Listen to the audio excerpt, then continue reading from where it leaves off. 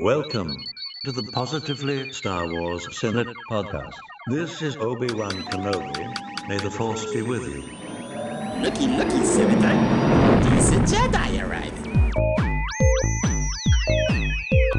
Let's make this our best show ever! I will sign no treaty, Senator.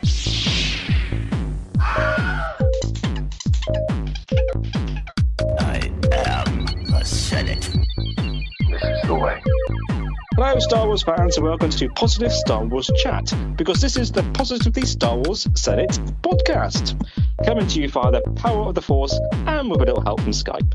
This episode was recorded on Sunday, the 7th of January, 2024. Happy New Year, everybody.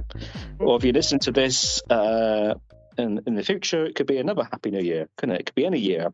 So, on this episode of the podcast, we will be mostly talking about the latest High Republic book, The Eye of Darkness, and we will also be talking about some random Star Wars conversation. But before we get going on this show, as ever, it's time for a quick word from our sponsors of this episode.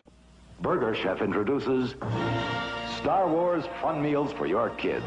A hamburger, french fries, and Coca-Cola. Imagine how much fun your kids will have. Star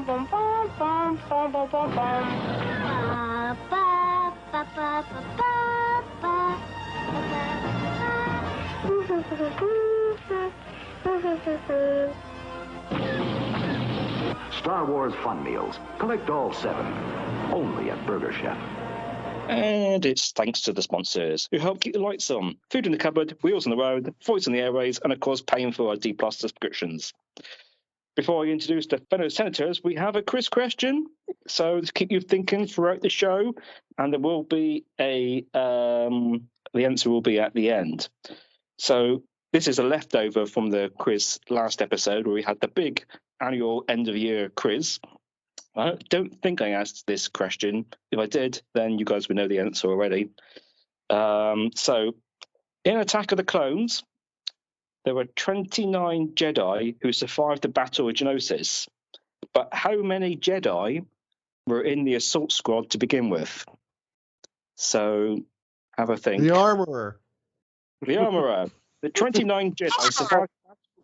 Yeah, 29 Jedi survived the Battle of Geonosis, but how many were there to begin with, basically? How many arrived? Is that only in the Coliseum? Because there's also armies Oh, outside. I don't know. I just got this question. It's a Jedi assault team, so this would be the ones that arrived. So it's probably not including Anakin and Obi, who are already there. I feel like we had this question before. It does, but Well, obviously should know the answer. nobody can remember the answer, so it will have a think. So let's meet the crew. My name is Stephen, the only British member of the crew you might be pleased to know. And yes, I'm in England, good old Blighty. However, the rest of the motley crew come from across the vast pond of water to the west, across the Atlantic Ocean, in the United States of America. And in Skype order, we have Ron. Greetings, salutations, fellow senators, Chancellor. We have Ryan. Hello there. And fresh from waking up, we have Ricky. Hello. Thank you, everybody. And this is going to be a bit of an unusual show because main theme is going to be talking about the High Republic's book, which didn't just come out, actually. When did it come out, Ryan? Before this podcast. In 2023. Podcast, yes. Well, the most recent, at the time of recording, the most recent High Republic book that's been out, The Eye of Darkness, which 3 of us have read and 1 hasn't. And yeah. So we would talk about that, and then, well, we have some random Star Wars conversations where we talked about this, that, and everything, quite frankly. So it's a bit of a surprise for anybody listening. You can listen and hear us talk about random Star Wars topics. Okay, we're going to get on, and we'll see how this goes. We're going to talk about The Eye of Darkness, the High Republic. Phase 3 has arrived at last.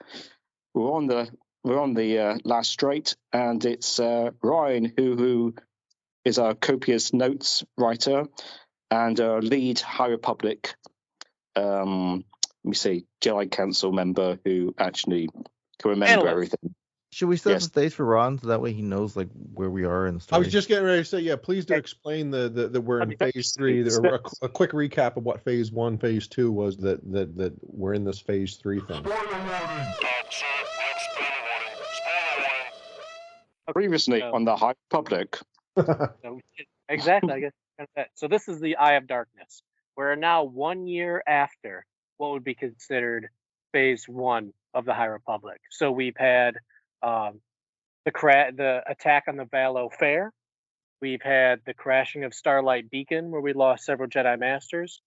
Since that time, the Nile, the terrorist group known as the Nile, have set up something called the Storm Wall in a section of the galaxy. So we have a large section of the Outer Rim is now sanctioned off from the rest of the Republic, now controlled by the terrorist organization of the Nile. All communication, all traffic, everything is blocked out in this what called the occlusion zone. So they have claimed a section of the galaxy as their own, free from Republic rule. We're now in phase 3, which is supposedly the last phase, wave 1. So the first of 3 waves. So Eye of Darkness is the adult book that kicks it off. As I've said, the Nile controlled parts of the galaxy. The Jedi and the Republic has been looking feverishly for a year to find solutions, which gets us to here. So I'll just set up a couple of the characters that are main in the book. So we have, again, this is at the start of the book. So we have a Jedi Grand Master called Pratri Veter, has been captured by some of the Nile, and he's now being kept behind the storm wall. Previous characters, Bell and Buri Yaga. If people weren't aware, Buri Yaga, the Wookiee character that supposedly died at the end of phase 1 at the Starlight book, Fallen Star. Buri has survived.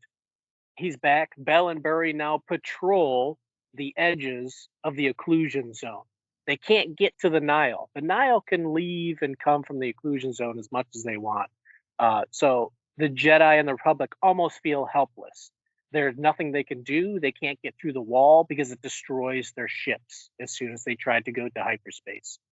The occlusion zone, or the storm wall, is being monitored what's called by storm seeds, which just think it's just a bunch of like pods in vast areas of space that send signals to each other. Yeah, buoy. They send signals to each other, and it pulls ships violently out of hyperspace and pretty much destroys them in the process. So we have Bell and Buri Yaga patrolling the occlusion zone, the edge of the storm wall, because Nile are still popping out, attacking planets and going back. We have Elzar Mann, one of the big names from the first wave.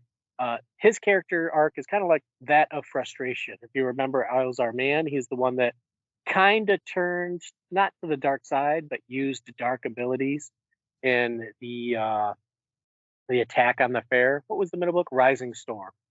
So, as I mentioned at the end of the phase 1, at the end of Fallen Star, I thought Elzar was one of the best characters written because his arc is one of sadness, where he used, dark side abilities, which just was more strength, to save people, and he feels bad about it.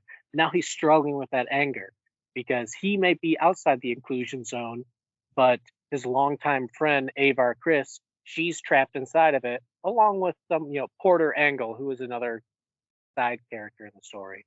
So Avar and Porter are trapped inside Nile space. And then Lena So, the chancellor of this era, her son is also trapped inside the occlusion zone, which is a story for later. They're saving that book for probably the middle grade.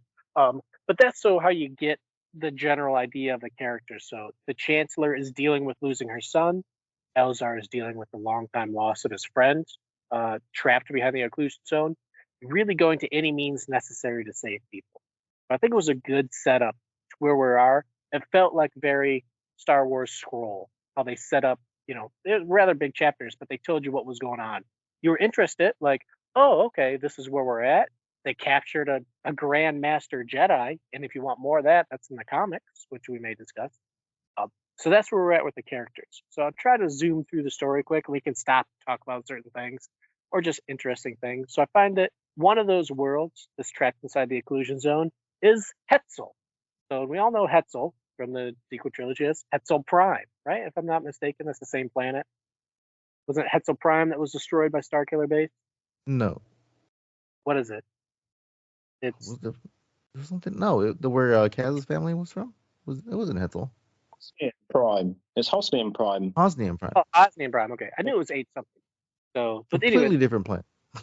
it's it's pretty much close. North America, South America, it's all the same. So my bad on that one. So anyway, their main planet is Hetzel, and it's kind of neat because Markion, he has the lightsaber of the fallen Jedi Loden Greatstorm, and he uses that to light a beacon. So, which I think is just so evil. So there's this big yellow light in the sky because Loden has a yellow lightsaber. They took over the Capitol building. They painted the Eye of the Storm, their symbol, on the building. So I think that's great. Markion continues to be just this totally evil guy. Markion Rowe also created a special guard called the Shi'ar. So that kind of reminded me of the Praetorian Guards. So he now has this super powerful, pretty much the elitists that guard him at all times. And he has 3 people working under him. It's no longer about like storms and stuff like that. He now has 3 people, which I feel like we'll just touch on real quick. So Gira Staros, a foremost senator of the Republic, she is now the Minister of Information. And throughout the story, she almost has like her own plans where she wants Nile space to be like, we want a seat at the Senate. We want to be like a populace. We want to control them with ruling. And Roe is like, no, that's not what we are, which is a little bit later. So that's where she's at from phase 1. General Weiss is the Minister of Protection. And if you guys may have recognized the name, she is from the Blade comic from phase 2, 150 years ago. So I don't know if you guys caught that name at all. Well, no, I assumed it was in the comic because they kept talking about how they had history. So yeah, so that is if you haven't read that, I got it from the library app. I'm rereading it right now because I certainly did not expect to see that character again. So General Weiss has returned, and she's now the Minister of Protection. She pretty much leads the armies. She's like the main general for all of the Nile. And then there's Baron Bulin, who's the Minister of Advancement. And he's pretty cool because he experiments on things. So like he experimented on the Nile. He experimented on the Nameless. And so he's now made them stronger by giving them like artificial limbs and stuff like that.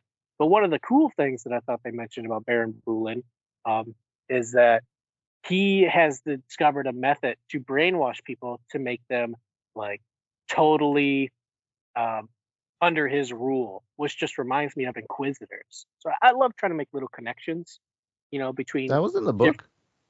Yeah, it straight up says that Baron Bulin, who is a Thorian, the long neck guys, he, and it's Markion Rose saying it, that Baron Bulin has even found a method to make people completely subservient to him.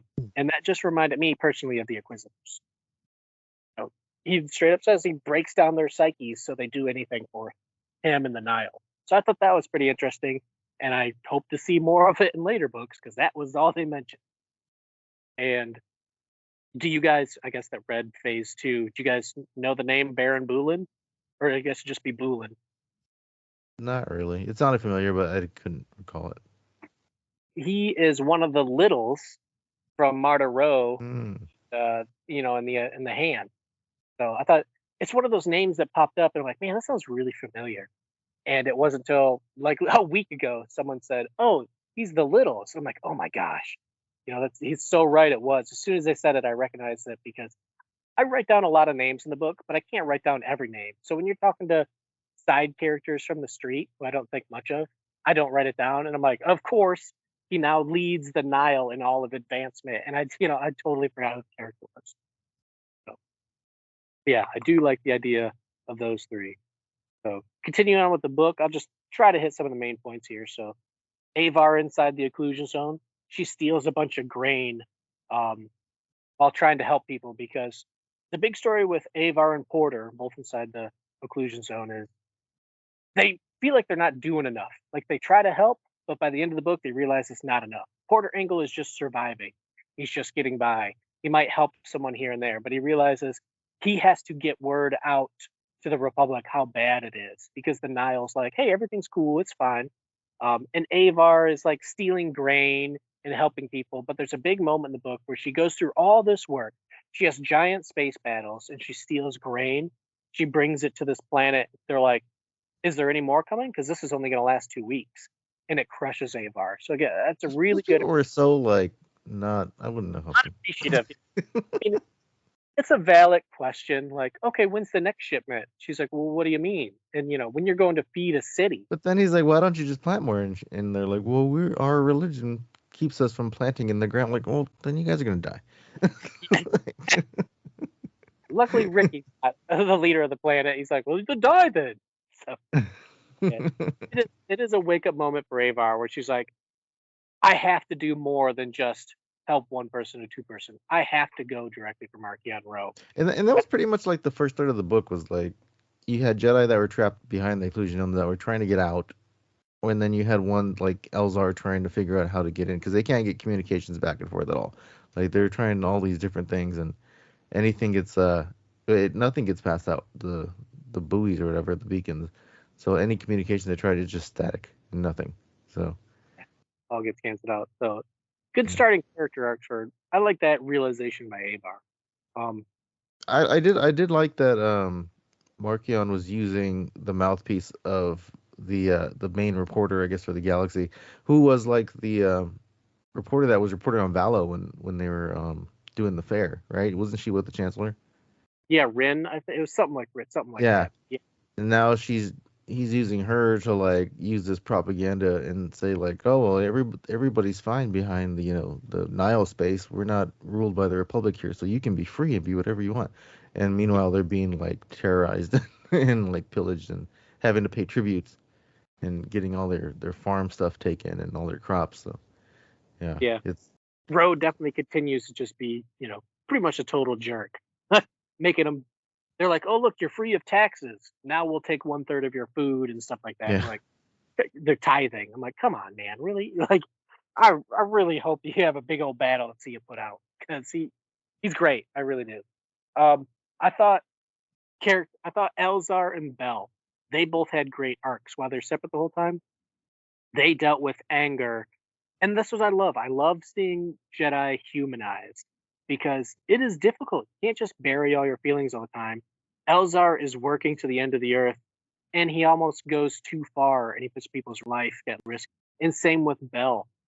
There's two moments in the story where once they realize that they think there's a way to get through the storm wall, Elzar convinces the Jedi Council, with the help of Lina So, to build this massive army to get through the storm wall. They think there's a weak buoy. They're going to shoot it, and then they're going to try to get through it. In the end of the book, it ends up realizing that Marchion Ro planted that just to draw them out. Well, Elzar kind of rushes headfirst into it, which has been his character arc. Remember, he killed the character at the end of Fallen Star, which caused the crash of the Starlight Beacon. Elzar's really struggling. I hope this dude learns his lesson soon, because I can only give him so many passes before I'm like, dude, you suck. Like, you're making a lot of mistakes here. So he cost some people his lives, and he kind of realizes that he's in a dark spot. They try blasting through the storm wall. The storm wall repairs itself, and it ends up destroying like 4 ships. It kills a Jedi. It kills like 100 people. Elzar has to return to feed it. Lina So, kind of the Chancellor, lifts him up, and I think that's a really good arc where she's like, listen, we have to deal with our failures, but we can't stop. So I was with Bell where he was like, we have these ships now. We're going to be behind the wall. Like, why don't we just go and fight and attack them? But then he's like, wait, scene. I'm not even asking if anybody wants to do that. We're going to put everybody in danger by doing that. Yeah. So I like when Jedi actually have to struggle with their anger. I think it's done well in Master and Apprentice and the Padawan books, where it follows Obi-Wan Kenobi as a Padawan. I think it does really well there, where you have to kind of get through your teenage phase. Well, now Bell is almost bent on revenge, even though we got Burry back. He's like, we must make them pay, pretty much. And Burry Yaga's a very caring character. And that scene with Bell, when at one point, and I'll get to it more, but the storm wall expands. Marchion Ro sets this trap just to trick the Republic. So he expands the storm wall and claims more planets. But while the storm wall is expanding, ships can move freely in and out of the storm wall. So he's like, let's stay. And Burry Yaga's like, no, everyone on the ship has families. It'll be one ship against a Nile army. You can't put everyone at risk. And it's that talk with Yaga who makes Bell realize that he can't put people at risk just for his own gain. And it's tough to see characters struggle with that. So uh, Bell and Elzar, I think, are written great. I just hope that they understand. Like I said, I'm giving them a lot of leeway because I like when characters make mistakes and they get their redemption arc. But I hope they get it because they're putting a lot of lives at risk. They're both great characters. So Elzar, I did like that part of the book where they're like naming off. Oh, we lost this planet. We lost, and it's all planets that like now, in Star Wars, and yeah, like that. definitely. So now at one point they were like under like this crazy pirate leader's rule, for a while. It's just I like that they kept naming off all these like familiarized planets for that haven't been mentioned in the story really, but now that they're like that what part of the galaxy you're in now because like this is getting serious because now I forgot what planets did they name? Did they name Pantora and I have a list. I just have to find it, but I know some of them were like Ryloth. Like they lost Ryloth. Ryloth. That was trapped in there. So there's a couple of big ones like that. I think And even all the people like looking at the models like freaking out. We've lost Ryloth. We've like the audiobook did a really good job of that doing the tension during that part. in all the systems, in all the planets in the Ryloth system. So, like Dadius. Yeah, I have a list, but like I said, I got like a 500-page, 500-word list. It's longer than the book. Go through. So, but yeah, so the inclusion zone is serious business. It goes on, and Ro had on the end of the 1-year anniversary of the fall of Starlight Beacon. Lena So makes this speech, which I'm like, dude, I hope these chancellors get better doing their job because she promises the galaxy. The Nile have told us that they're not going to do anything for the 1-year anniversary, which is Girastaros trying to communicate and make the Nile something they're not, someone that they can talk and have peace with. So Ro makes this big presentation across the galaxy, and he kills Grand Master Jedi, Pratri Veter, live on TV using the Nameless. And it was a horrifying scene. I got to say that. So again, it's just Ro really knows how to dig at people, and it's really good. So he just says this was a trait. He didn't really turn on us, I should say. He battled against us. They're like, oh, all we want is peace, and then we have to capture this Jedi outside the inclusion zone. I may mention they weren't in Niall space, so they captured him. This is the first time the Jedi see the Nameless because it's on TV. So there's a lot of good character actions. We're like, whoa, that thing is hideous. So, and the dude gets eaten and turned to dust, and it goes back to Elzar freaking out and Bell just getting blinded with rage because they killed the Grandmaster in one of the worst ways possible, turning to dust by their own fear and having the Force sucked from their body. So yeah, they killed that Grandmaster, which has an amazing. We might have to cover it later. Amazing battle. And then like it was kind of stupid on Marchion's part because now they all know what it is and what it looks like and what happens because like the whole phase 1 they're trying to figure out why is this person a husk, like what's going on, and now he like televised it. So now you have like the Jedi Masters and like, well, this is not as bad as we think it is because now we can get information from what he just showed us, and now we know what it looks like, even though like 3 of them or 4 of them were there back in the day when they showed up originally, but also non-Force users have witnessed it. I think in some comics when they were escaping Starlight Beacon, there was Nameless just running around. Yeah, and people were like, "Oh, there's animals," Shot. Yeah, they're being shot at by normal people. It was only Jedi or Force users that couldn't see them. So I'm sure there was some talk about what they looked like. But yeah, he straight up is like, "This is what you have to fear. This is the face of your enemy." So that was. And they noticed that he had a rod in his hand too. Yeah, which I was hoping to hear more about that. But I think Bella probably or who was looking at that stuff? It was Bell, right? When he kept watching the video over and over again. Yeah, that was Burry's Bell. like, stop watching that, and he's like, well, I need to figure out what's going on, Yeah. Again, Burry's great. It's just the most compassionate character. In the audiobook. I did start listening to the audiobook, and I'm wondering if he just jams a bunch of oranges in his mouth, and it's just like. That's what it sounds like. That's what it sounds like. That's tough for Mark, man. Those words. The whole Wookiee stuff is just Yeah. Even Han did it in Solo. It's not an easy thing to do, and for it to say, and for it to make take seriously, really, at the best of times. So he's probably does the best that he could do with it. But to start off with, it was just have a serious crash, serious conversation, and all you hear is like, like it doesn't sound anything like the gravitas of the situation. Yeah. Or he goes, yeah. Well, it's like it's a bit like Skippy the bush kangaroo, and he comes up, goes, and then the person Skippy comes the up. bush kangaroo. I have no idea what that is. You don't know Skippy the bush kangaroo? No. No, that's the UK No, thing, man. anyhow, right. So anyhow, doesn't matter. So like Buriago will go, and then Bell will go. So you mean we should?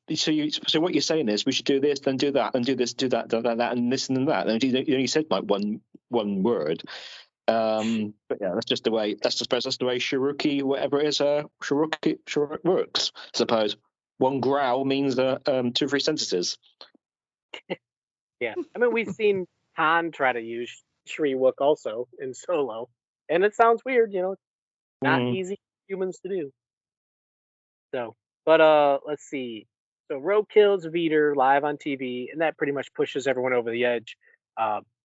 Lena So Chancellor is now like, okay, we got to put together something. Elzar Man is like, okay, we got to attack the storm wall with everything we got and try to get through.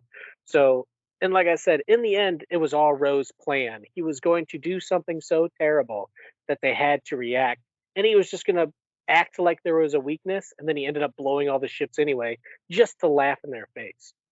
And I'll get to my overall thoughts on, I guess, Eye of Darkness towards the end. But so moving on from that, Gara and Ro have a conversation, and I thought this was brilliant in the whole aspect of Star Wars and the for trilogy. Ron's benefit that Giro is Mark and Ro's lover and a senator. She was a senator, and she kind of switched sides because she fell in love with this evil bad guy, and so now she's like his right hand. Yeah. But she's trying to be diplomatic, and he's over here killing people on live TV. Yeah, she wants to make it. The Nile need a seat at the Senate and all that stuff, and he just wants to legitimize their occupation. He's just like, no, I want to bring the downfall to the Republic, but also you have a rockin' body, Markion, because the comics are like shirtless. So I mean, she's like, I'm so angry at him, and then she's just like, I want to touch his chest. I'm like, dang, girl. Yeah. So, but anyway, they have a meaningful conversation that I think applies well. Again, I like looking for tiny little connections. Maybe mean something, but they mean something to me. So Rose I thought says he was going to kill her in the beginning of the book. Oh, I think that's coming. It's like he used her. Let's be honest, he used her to try to do all this stuff to legitimize the Nile, just to have this counterattack to laugh in their face. So I do see her getting stabbed in the back when he's done playing games with her. But a story for another time. They're pushing a lot. I'm expecting a lot from these last 2 adult books. If there was like 2 more waves, I wouldn't complain at all, man. But that last book's gonna have to be 500 pages. So. But Ro does have a good conversation with Gira, and he says it was short notes, but he says the Jedi and the Republic will learn to win at this game only by becoming their enemy, and by becoming your enemy, you lose after all. So I think that was a great talk on how the Jedi, and again, I will defend the Jedi all day long in the prequel trilogy. It wasn't their fault. They had no choice. They were forced into it. But by trying to become your enemy, you know, the Republic started all this military. In the end, they're losing. So we know the prequel trilogy was strung by one guy on both sides.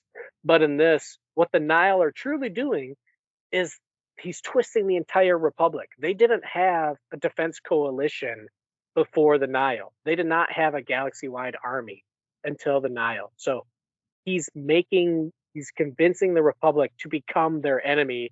And in the end, they're still losing because they changed fundamentally who they are and who they always were. I thought that was really just a strong. Well, and then you see there was like a spot where when they were having that meeting about what should we do now, you know, because you know, had killed the Jedi on TV and stuff like that.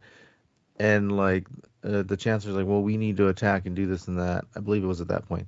Um, and then Yoda and them are like, well, like it's not our decision. It's up to you. Like, but we're gonna support you, but we're not the Senate. Like, we're just the order. If you need us to help, then we'll help. But like, that's not our decision. Like, you're making the government decisions, which is like really like setting the seeds for like the prequel era, because you have the Jedi Council like kind of hand in hand with the Republic. So it's like all these things are happening that are bad, and as a result, you're having the government the Jedi Order getting tied in with the government more and more. And I thought that was like kind of a nice setup for the prequel era. Yeah, Yeah. you see these nice threads that try to connect them. How this is the height of the Republic and the Jedi, and they slowly start getting cracks and everything. And Rose says this isn't about winning or losing. This is about ruining the Jedi and what they believe. So it's just like he doesn't care if he dies. He's just like the Jedi are going to be broken forever. And that ultimately leads to what I believe is the plans of the Sith, that you have to destroy them from the inside. You can't just stop the Jedi face to face. You have to destroy them from the inside. And Well, you then do Gira's that like, by what's your plan? Like, don't you want us to be like legitimate? He's like, I just want them to die. You know? And she's like, okay. and that was Like, it. yeah. He wants to ruin the idea. That's the thing. You don't want to ruin the idea, what the Jedi do. You want to ruin the idea of the Jedi. And that's like an evil thing to do. Well, So, it's like but Joker and Batman. He's like, I want you to break your own rule. It's kind of like the same thing he's doing. yeah, yeah, it's kind of like that. He's like, I don't care if I win or lose. I just want to break you. And it's just like, ooh, you're evil. You're evil, man. So, continuing on from there, Bell and Burry have a good scene. Again, like, this is why I love the Jedi of the High Republic. Apparently, the Nile raided a city, and the Republic Defense Coalition, the RDC, says, okay, we've cleared all the survivors. Everyone else is dead. Bye. And they split. Well, Bell and Burry go there, and they're just walking around, and Burry senses all these people down below. There's this really powerful scene of Bell holding up like this building, like all this rubble. Burry helps him, and then it's just like, it's on you, brother. And then Burry runs into the rubble, and he just tells his friend that he trusts him to not crush him. And they pull 9 people out of the rubble. And that's a big moment for Bell, because Bell doesn't find these people buried in the rubble. Burry does, because Burry's still connected to people. And Bell is just like, oh, I'm just hearing ghosts. Like he's so preoccupied. But it wasn't until Burry almost sacrifices his life that Bell realizes, we just saved 9 people. That's it. But it's still 9 people that's not on the Niles I list. like that kind of echoed the first book where Burry was like letting them know like how to, like, wasn't there, the ship was coming out of hyperspace and it was destroying, like he like heard that there was people, right? The hyperspace disaster. Yeah, Yeah. he was like, don't shoot that. That's a escape pod. That's not Yeah. just rubble. So they're continuing his where he's super connected to emotion more than other. So that was a cool scene. They have scav droids. They introduce scav droids in this that we see in Revenge of the Sith. I was gonna say that like they sound almost the same as the what do they call them in Revenge of the Sith? They're not scav droids. They're called something else. I can't remember what Obi says when they're just like hop in front of them. Vulture droids? No. No, I don't know. I don't They remember. or something. But yeah, they have Like, scav droids. R2 hit the center, right? Yeah. Yeah, they just tear apart ships. I think they're a little bit bigger. But Avar Kriss goes out on the ship and like battles them off with her lightsaber. Has like this big battle with all these little scav droids type of thing. So as they're trying to save people, Porter kills a bunch of Nile to try to rebuild. So he's rebuilding a droid from phase 2, 150 years prior, to try to get it outside the storm wall, almost like using old technology. And it eventually does work, but Porter has a really cool scene where he kills a bunch of Nile. Elzar meets Aslan Rel. So Aslan Rel is from phase 2, 150 years prior. He's the one that discovered the dust bodies from Path of Deceit. He touches the Nameless in Path of Vengeance. If anybody read the manga, he had a big manga story where he wrote the Sri Karai rhyme or the poem or whatever it is. So Aslan had all these interconnecting stories. And surprise, in Shadows of Starlight, it's revealed that he's alive for 150 years because he's dipped into the dark side. And Aslan meets Elzar and tells him, "I see much of you inside me." And it's like, dang, dude, that's really a way to chip at a guy's psyche. So I'm excited. Like, you remind Interested. me of me when I was younger. Yeah. And I'm evil now. Elzar's obsessed type of thing. So there's just so much more I want to, like, I'm ready for the next story. I was confused when I read the comics because it said that happened like 6 months after when Yoda brought him into the council. And like in the book, they were all shocked, and that was supposed to be like a year later that he brought him in. Like, what is he doing in here? Like, why are you bringing this dark side? Well, yeah, that was in the comics, but also in the book, it mentions that the disaster from the comic already happened. I do agree, I was confused there for a second, but it says, "Oh yeah, after Yoda witnessed the crash of that ship in the city," and it's like, it was Aslan Rel the whole time. So, but yeah, So that that happened happened before he brought him back again and met Elzar? before he So, met Elzar. Yeah, so even after, so the end of, a little spoiler for maybe a future conversation. Shadows of Starlight, the comic issue 1, ends with Aslan Well crashing that ship into the city because he yeah. straight up tricked Yoda, and he's like, "The only way to stop the Nameless is to kill anybody that can find the Nameless." Yeah, so it's Planet X basically stopping Yeah, the route. Yeah. I want to find them and talk to them, and Aslan's like, "Sucker, I'm gonna kill everybody." But that happened 6 months prior, so that was Mm. before that it happened. And then now this book happened. So apparently Yoda's still with the dude, even though he just destroyed a city. Yeah. Yoda's like, yeah, we still got to keep him around. I'm like, dude, Yoda, like, this dude better have some good information because he just killed like 1 million people. So, Yoda is like, basically not helpful in the book either. uh, I don't like to badmouth Yoda, but it's like, dude, like, you, He's like, he well, needs more to take information we need. Like, you have the information, Yoda. You were there. Like, tell us what's going on. a young man at that age. So, but he doesn't know the history of them. He's been around them and he's felt them. You Yeah. know, He worked swept it with under the rug. yeah, he worked with Crichton's son to cover up all the information. Like, he's the only person in the galaxy besides Aslan that knows they exist. And it's just like, well, what did you find, Yoda? Like, tell us. So, Super but, cosmic. Busy I yeah. am. So again, I'm holding off reservation until more towards the end when it's like, what will Azanrel truly provide that makes all his terrible deeds worth it? So I Was got Yarrow Poof alive during Phase 2? Is he as old as Yoda? not as old as, but he was Hmm. alive at this time. Okay. I think he's on the council. Like, that dude has been on the council for Yeah, over 200 years. Like, right? retire, man. Give someone else a spot. Because he's on the council in the prequels. Yeah, he's still in the council 200 years prior. Like, again, I've said it before. I don't know how humans get on the council because you got people like Yoda, Yarrow Poof, uh, But Rand. Yarrow Poof is always sticking his neck out for people. Don't forget about I can't remember his first name, but Rancisis, the dude with the Yeah, long Oppo finger. Rancisis, yeah. He's been on the council for 200 years also. Like, dude, give someone else a try. They're basically the Council of Trees from Lord of the Rings. Like, nobody makes a decision. They just kind of sit there and talk to each other.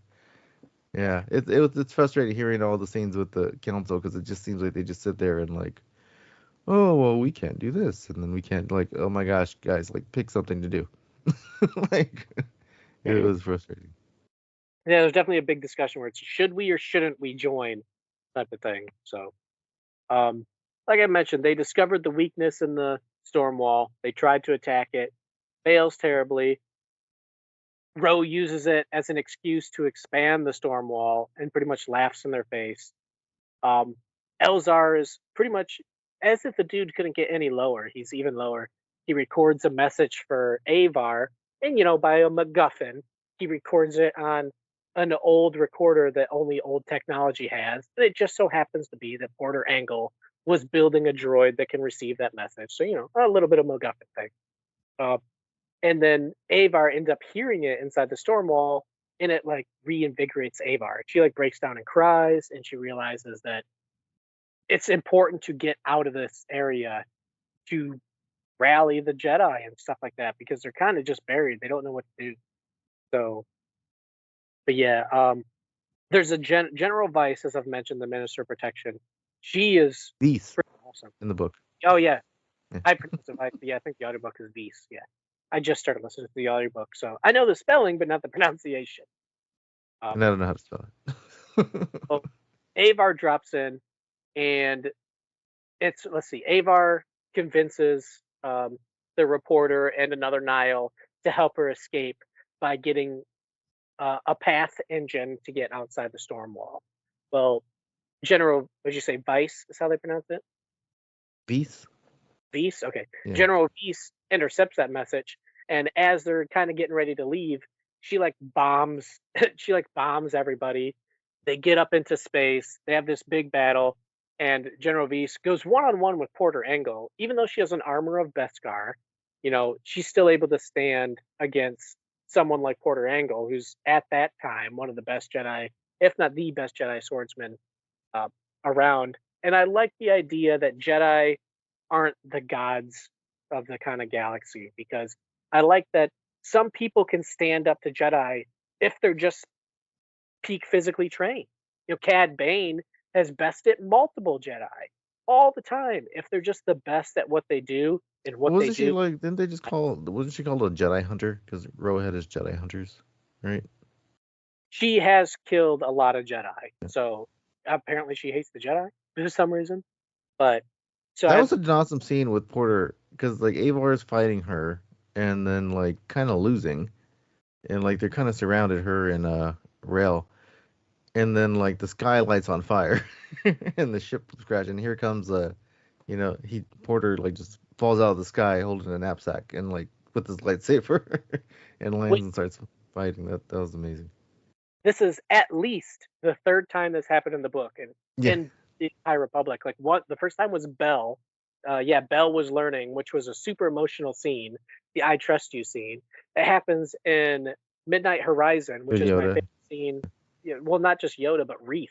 Remember, he just like, well, I gotta go protect the people, and he jumps from the sky, and he lands between the army of Nile and like the army of people, and he just kind of like brushes off his shoulder. He doesn't, but that's how I see it. He's just like, like Luke, like, whoop, whoop, now let's get to work. And now we have Porter Engle crashes a ship into another ship and just leaps off and lands. It's like, oh, you want to dance? He literally says one more dance, and it's like, okay, this is cool. But of course, while General Vice may be great and can stand against Porter Engle, she can't stand against both of them. So she runs away like a coward. They chase her into the sky. They try to capture her ship to try to get to one of their generals, Shrike, which I don't know how to pronounce in the book, who works for it's Shrike. Okay, who works for Vice. They get on her ship, type of thing, because they want her path guide, pretty much. So it's funny. Shrike. Okay, yeah, they capture Avar and Porter capture a ship. They fly towards General Shrike, and they just jump through space to get through the airlock. They're like, listen, there's no other way on this ship unless we jump through open space, get in through the airlock, and board the ship. And that's what her and Porter and Avar do. I'm like, man, that's pretty awesome. So I thought that was a cool scene, even though Avar almost dies holding her breath or whatever it is. But yeah, when I was hearing that chapter, I was totally not thinking that they were in space, like they were still in planet. But no, when she gets trapped in the airlock because the door jams and she's like turning into ice, Yeah. I'm like, oh, they're in space. Yeah, because they escaped, and it was the other plan that they're like, listen, let's take this other Nile ship, ram Shrike's ship, jump on Shrike's ship, and take the path engine. So, and they do that. I did like the guy that was with Avar, they kept saying, I have spoken. Yeah. Balin? Something like that? Beelan? Beelan. Yeah. Yeah, the Ugnaught. So he had a good character arc too, because he's just like, oh, you Jedi, you're all the same. You don't care about this. And then by the end, he's like, I'm willing to stay behind and sacrifice myself. He's like, she's my friend. I'm going where she's going. Yeah, well, he stays behind to be like, listen, I'm going to stay here and help. You convinced me to help people, Avar Chris. And I'm like, yeah, that's what the Jedi do. They inspire people. So yeah, I thought he was a good character. Yeah, he was fun. So and even she wanted to stay back too. Rael was like, I'm gonna stay here. I can do good. I know the communications. I can send messages to the people that are trapped in here. And Yeah, so they stayed around just to kind of do their good thing. It was like, okay, that's what the Jedi do. They convince people to kind of not to stay behind, but they give them hope and they realize there's more to the fight. So they're on Shrike ship and they're trying to overcome it. General Veach shows up, and Porter's like, okay, it's time to finish this. So he takes a drill ship from Phase 2, that's just used Yeah. for bringing it to the Earth. He flies it into space and ram Visa's ship and has a big fight with Visa. It's a pretty dramatic scene type of thing. And I loved how the book was written because the chapters were long at the beginning, but at the end, these chapters were like a page and a half. So you could feel like the story really picked up and moved faster and faster. And for the comic book fans, this always reminds me of The Death of Superman, where they designed the comic over the course of it, where every page is like 8 panels. Well, 3 issues before the end, it's 6 panels. 2 issues before the end, it's double panels per page. And then the last issue, The Death of Superman, every single page is a full page spread telling this story. And that's how this book felt. Each chapter got shorter and shorter and shorter and shorter and shorter until the story was moving so fast, like it was jumping all over. And you're like, man, like this is like getting really antsy type of thing. And eventually it comes down to where Avar is able to escape because Porter launches off the ship, leaves her behind to kind of jump through the storm wall. Avar trusts into the Force, and she just, while her droid KC is rewiring it with the new signal from the EX droid that Porter created to get through the storm wall. And Porter stays behind, and we don't know what happened to him. We don't have him. He's still alive. Yeah, maybe not. Right? Because V's ran away. They didn't even show her dying either. So the ship was falling. Visa's ship was falling apart, and it's said later in the book that Rose sent a party. They found the ship, but they didn't find there's Vise nobody. Vise or Porter. So it's like, well, I don't know what's happened with these people now, but they're obviously still alive. So more story to tell on that. Did you find it odd that Avar was like, she was cut off the whole time with the music thing because that she sees the Force as a song, but then like it came back to her when she was on the ship, but then she kind of blacks out and the Force like takes over her hands and she's able to reconstruct the ship to get through the hyperspace. Well, remember, KC is the one that's rewiring everything. I thought no, in the audiobook it sounded like it was her, like she was doing it, and he's like, "Oh, good, you did it," and he tells her. Like he was working on something too, but then she was also working on other, like pushing buttons and doing all this other stuff. Well, yeah, because he was trying to program it, the code to get through, and they're like, "Okay, we got it," and she punches it, and then it pulls them out, like it dies too fast.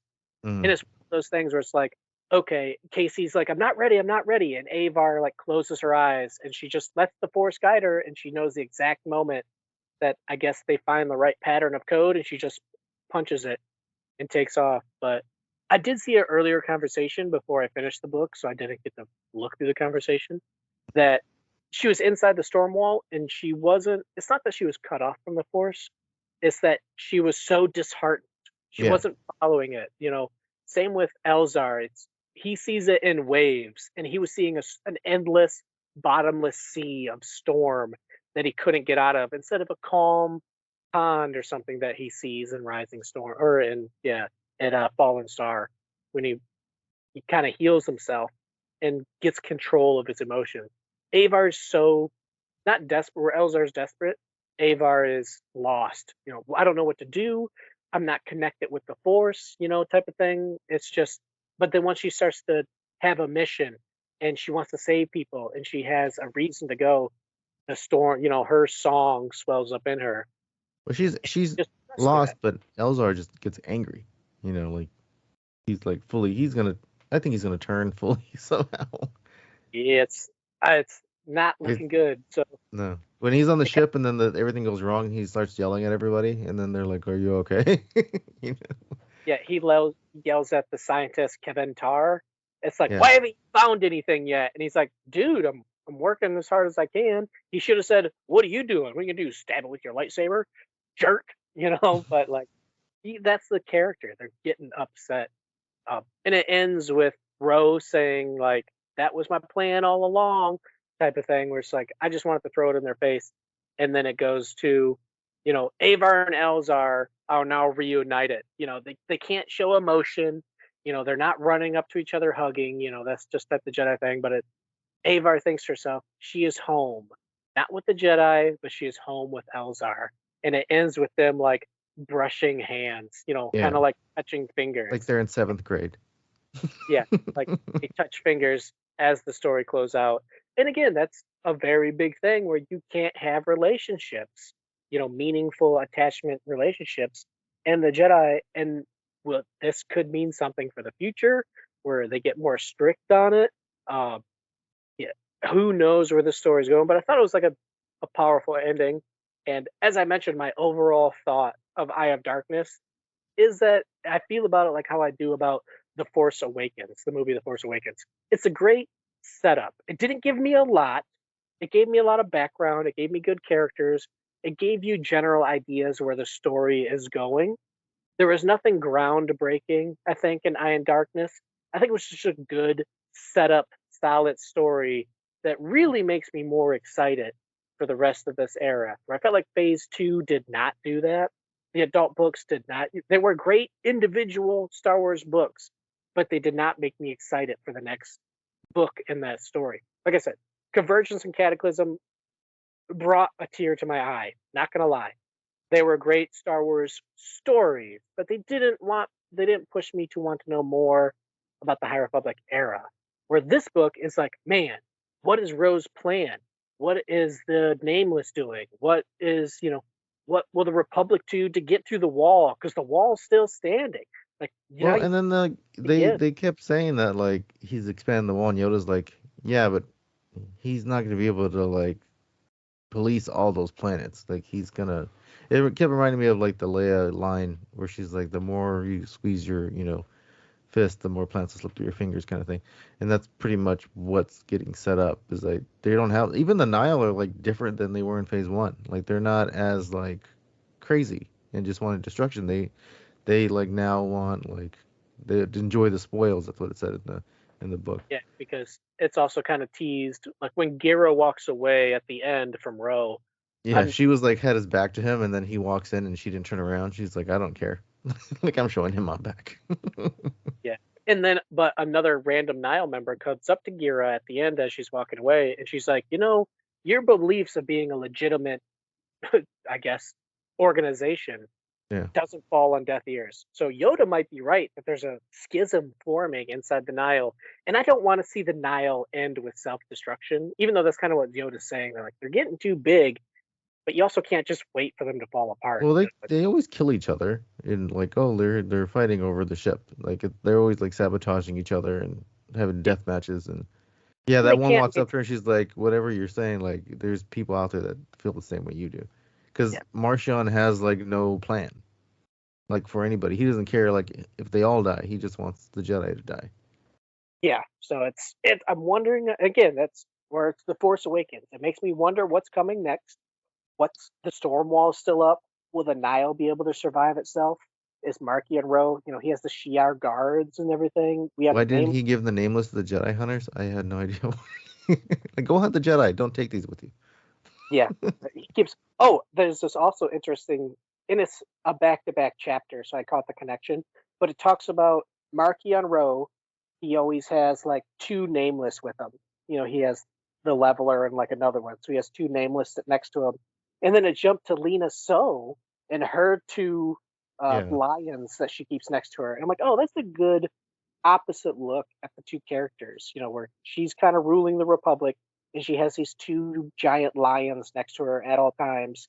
And then Mark and Ro has these 2 hideous, nameless creatures and the Shi'ar around him the whole time. So now in my head, I'm like, okay, I want them to do battle. A Nameless versus this giant lion thing, man, because I want to see these guys in action.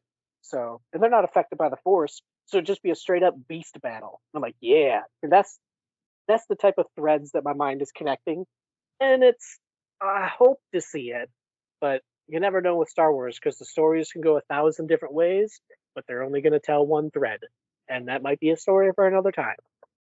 So I think overall, I did enjoy it. It was George Mann, right? Wrote this one.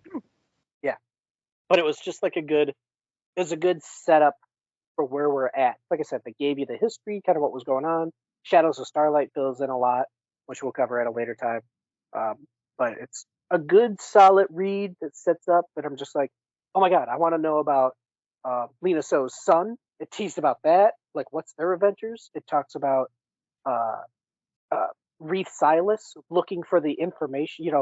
Him and a group of people are looking for the background information for the Nameless. So whenever their book comes out with Reith as the lead, uh, that we're going to learn more about the Nile because he's literally doing studies on them and digging through all sorts of old texts to try to find something. What's Aslan Rel going to do? So this book, Where's Vern? well, she was in that Stories of Light and Life. She was in that Tales of Light and Life, which was probably my favorite story in there. But she has a huge story to tell. There's so much I want to read now in Phase 3. And Eye of Darkness did a great job of kind of directing you of where it's going to go in the young adult and the middle grade books. And it just makes me very excited. So I think it's a good solid start. Nothing big and huge and groundbreaking, but just one of those good, comfortable books where you're like, okay, cool. You built the galaxy and you set it up for great sequels. So let's just enjoy those sequels. So I'm hyped for Phase 3. Yeah, I agree. I think it was a very good starting point for Phase 3. Get us back to remembering where everything is, everything's developed since we were last there. Keeping it rather simpler with, not 101 characters in the same book, which always helps to set the scene a whole lot more and keep us on focused on what's going on. So it was a simpler sort of plot and told us everything we need to know. And I think some people were disappointed because they thought, well, in the end, nothing really massive happened. But then you got to set a scene at the start of the phase. And so I wasn't disappointed at all with the book. I think some people expect things to move along a bit forward a bit more, but I was quite pleased with it. I think you couldn't have a big win for the Republic or Jedi in the first book. This is a long phase, well, at least a year, isn't it? I think. For me, it started off like really depressing, and then by the end, I was like smiling, hearing like Avar returning, and everyone's looking at her like, "Oh, she's back," Yeah, I had a sort of like a virtual fist pump. Yeah, and that's like a small win there, sort of thing at the end.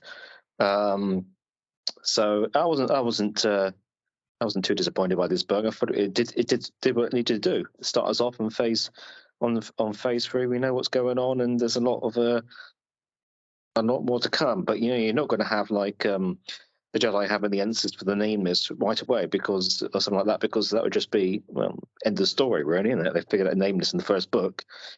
That's pretty much opened the door for them to start winning. But I still want that information, so don't keep teasing me. Yeah. There was a little bit of, well, I think we've got so long between books and stuff. We've got a lot of time to think about it, and we don't always understand what's going on in the actual plot and stuff. Yeah, I'm getting a little bit frustrated with the I've got his name already, Aslan, in terms of that he seems to gibber a lot of rubbish, and I'm really not sure what Yoda thinks is. He's had plenty of time to say everything that he knows by now, and yet he's still going on talking. Seems to have dark side riddles like Yoda. That's probably why Yoda loves him, perhaps, because he just talks gibberish and stuff like that. But yeah, you kind of like, well, come on, man, dude. If you got something to say, Yoda must know that he's got something. He's not just a complete nut job. Well, he's a bit of a nut job, but I mean, there must be something that we just don't know. Yeah, you should have some kind of information to be helpful. Yeah.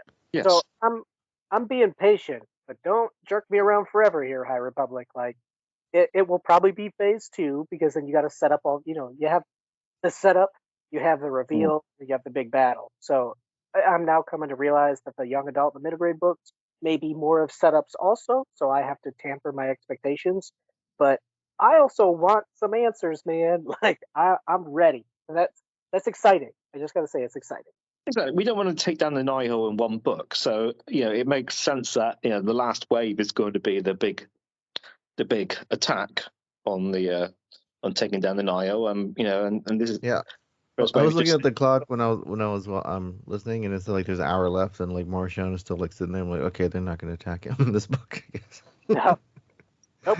He got away. So the next, I guess the last two books for Wave 1 of Phase 3.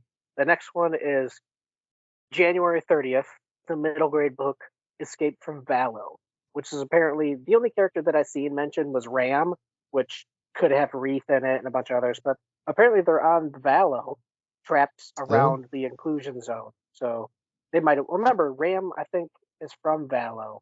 Yeah. Not mistaken. Yeah, you're right. So he kind of visits there. So that book, the middle grade book, is just about them trying to get away. And Defy the Storm, the young adult book, the final book for Wave 1, is March 5th. So we go from January 30th to March 5th. So we got a little bit of time.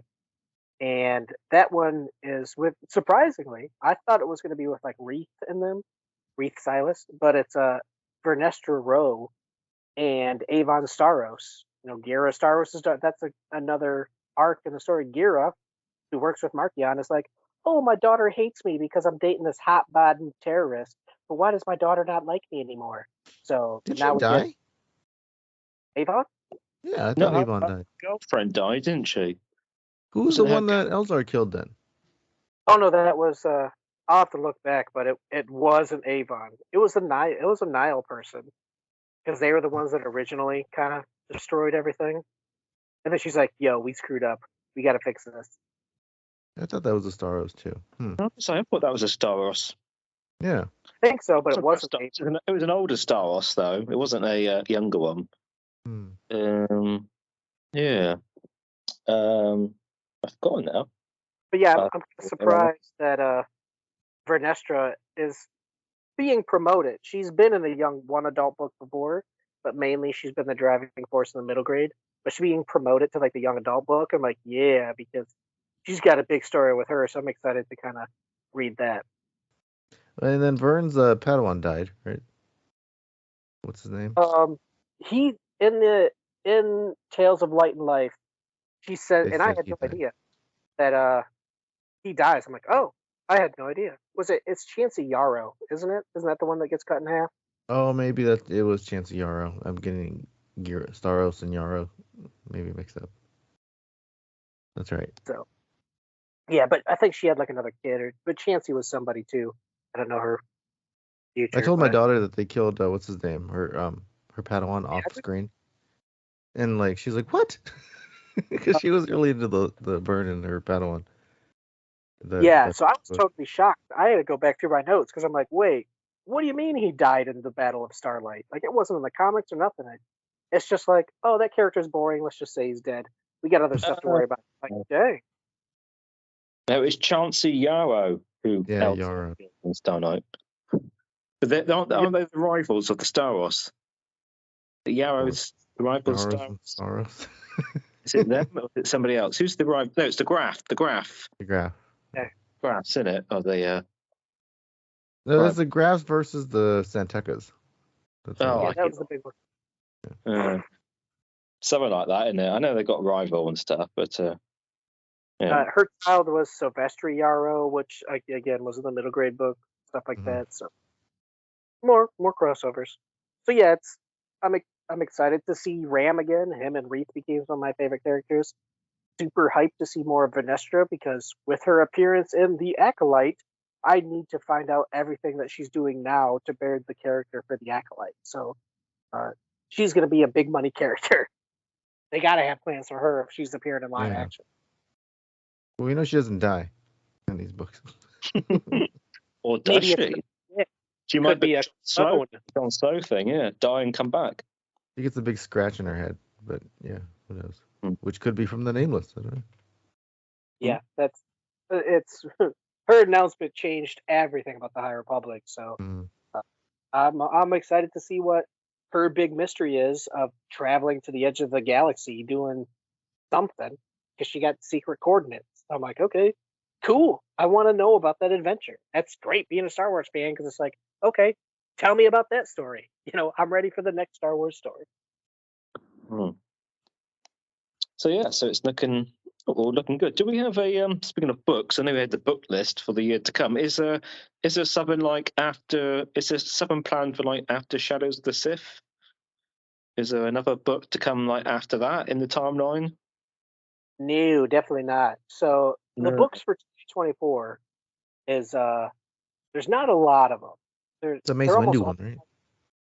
they're almost all High Republic. So as I mentioned, January 30th, March 5th were the 2 High Republic books. Then April 9th is The Living Force, which is the story of the Jedi Council before Episode 1. So the entire council goes to investigate something and like gets trapped there and gets attacked and they have to get out of it. So who knows if one dies and they get replaced? You can just do the math on the characters, I'm sure. But to see all that, you get to actually see an in-depth look at every member of the Jedi Council during just before Episode 1, which will include Yaddle. So I think that one sounds really interesting for all the prequel fans. Then there's High Republic Temptation of the Force is June 11th, the next adult book. High Republic Beware the Nameless, July 3rd, 23rd. August 6th is the Mace Window book that I mentioned, The Glass Abyss. And this is just after following the death of Qui-Gon Jinn. He apparently sends a "if I die" message, then do this and go here and protect these people. So, again, more prequel trilogy stories. What Qui-Gon Jinn kind of did off screen, and whatever Mace Windu is going to do to tell these people to get off the plane and take care of yourself. I don't know. We'll see what Mace does, but I'm Team Mace. I'm always hashtag Mace was right. Anakin was a horrible person. So He's I'm like, stay always away from the windows. yeah. And then there's that September 3rd is High Republic Tears of the Main List. And then everything else, there's nothing listed after that. Of course, they could announce something that's in the works, but those are the main ones. A lot of High Republic books and 2 prequel era books that discover, previously totally untold stuff. So I'm like, okay, great, man. Lots of Jedi coming this year. And then I posted that thing, Ryan, with the original author. Who did the first Light of the Jedi? What's his name? Soule? Charles Soule. Yeah. Yeah, I guess Trials of the Jedi is the last book for this phase. Trials of the Jedi is the final adult book. Yeah. But So he said he just finished it. So it's out. Okay, cool. Yeah. That's spring 2025. Yeah. Which actually they have all 3 books for Phase 3, Wave 3 listed for spring 2025, which is kind of weird. They might spread that out. But it's Trials of the Jedi, A Valiant Vow for the middle grade, and Into the Light, also by Claudia Gray. Who knows which one's going to be last or whatever, but we got Charles Soule, Claudia Gray, and Justina Ireland writing the last 3 books. Count me in, man. Like, I've been waiting for Charles Soule to come back. Excellent. Okay. Right. We're at with the High Republic. I think Ron's just had a little nap and a cup of tea and Not at all. This phase 3, do we know how, is it projected? Is it out there? Do we know how long it is, or we just know we're in phase 3 and when it ends is when it ends? Like, do we know what the content of 2025? Yeah, but do you know it? Phase 3. Do we know it's 4 books and 2 comic series, or has that been described, published, or otherwise out there, or we just know we're in phase 3 and all the stuff we get now is phase 3 stuff? Yeah, they kind of announced that phase 3 is 3 waves, each containing an adult, a middle grade, and a young adult book. So, I mean, technically it's 3 books, but if you read all 3, it's 9 books. 9, okay. Wave 1, but nothing comic related? Oh, loaded. There's a ton of comic stuff. I can't even... right. I thought the comic sort of backfilled little things and stuff. So cool. A lot of content coming in the print format. Yeah, so there's a whole bunch for 2025. Only a couple screens, for 2024. Only a couple screen things. They said Acolyte and Skeleton Crew are the big ones coming to the screen. So, some nice tidbits. We've had longer dry spells, so I've heard. So I won't complain too much about going from thing to thing. Just make me some good movies, man, and I'm ready, willing, and gonna be happy when it comes. So I'm getting older though, so let's let's wrap it up, baby.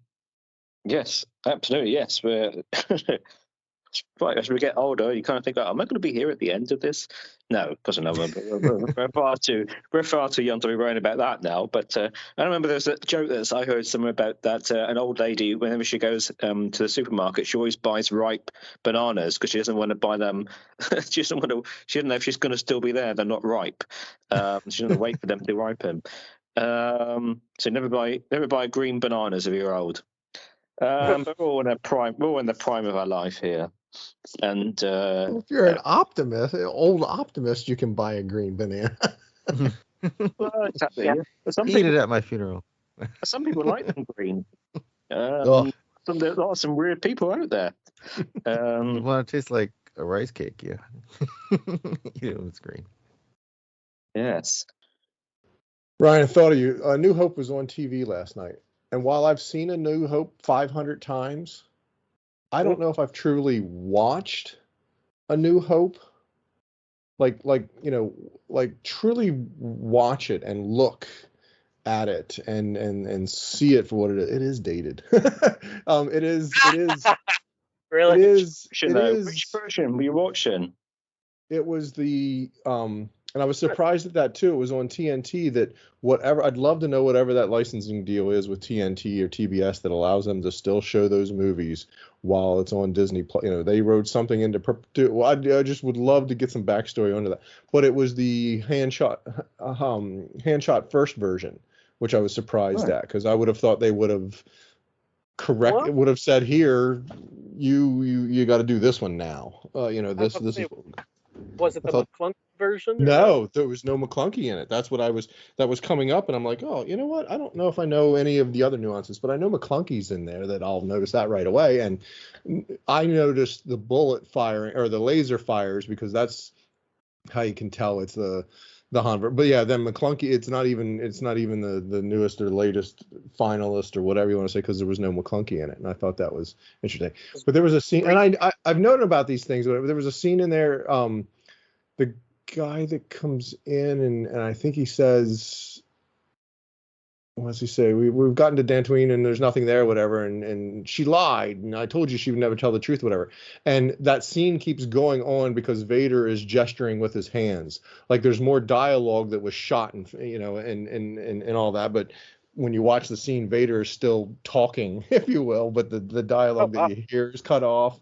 They were just you could really Mystery Science Theater 3000 A New Hope from a nitpicky standpoint, which is kind of what gets me incensed all the time when people nitpick sequel trilogy or prequel trilogy, or just when they nitpick anything else, but yet they'll hold up A New Hope with a high reverence for anything and everything. It's like, you guys rose-colored glass, or if you're gonna give that one a pass for, well, then I'll see you when hell freezes over, or what's my flying through hyperspace ain't like dusting crops, boy. If you're gonna overlook that stuff, well, okay, let's overlook the other things people have problems with. But yeah, it was a rare watching of it versus just seeing it last night. To some of the stuff that's just like, yeah, it could use a good bit of tweaking here. Yeah, some polish. And that's what George, because they got to think it was kind of like his first, I don't want to say first big movie, but it was like an all or nothing movie. Like this was going to make or break him.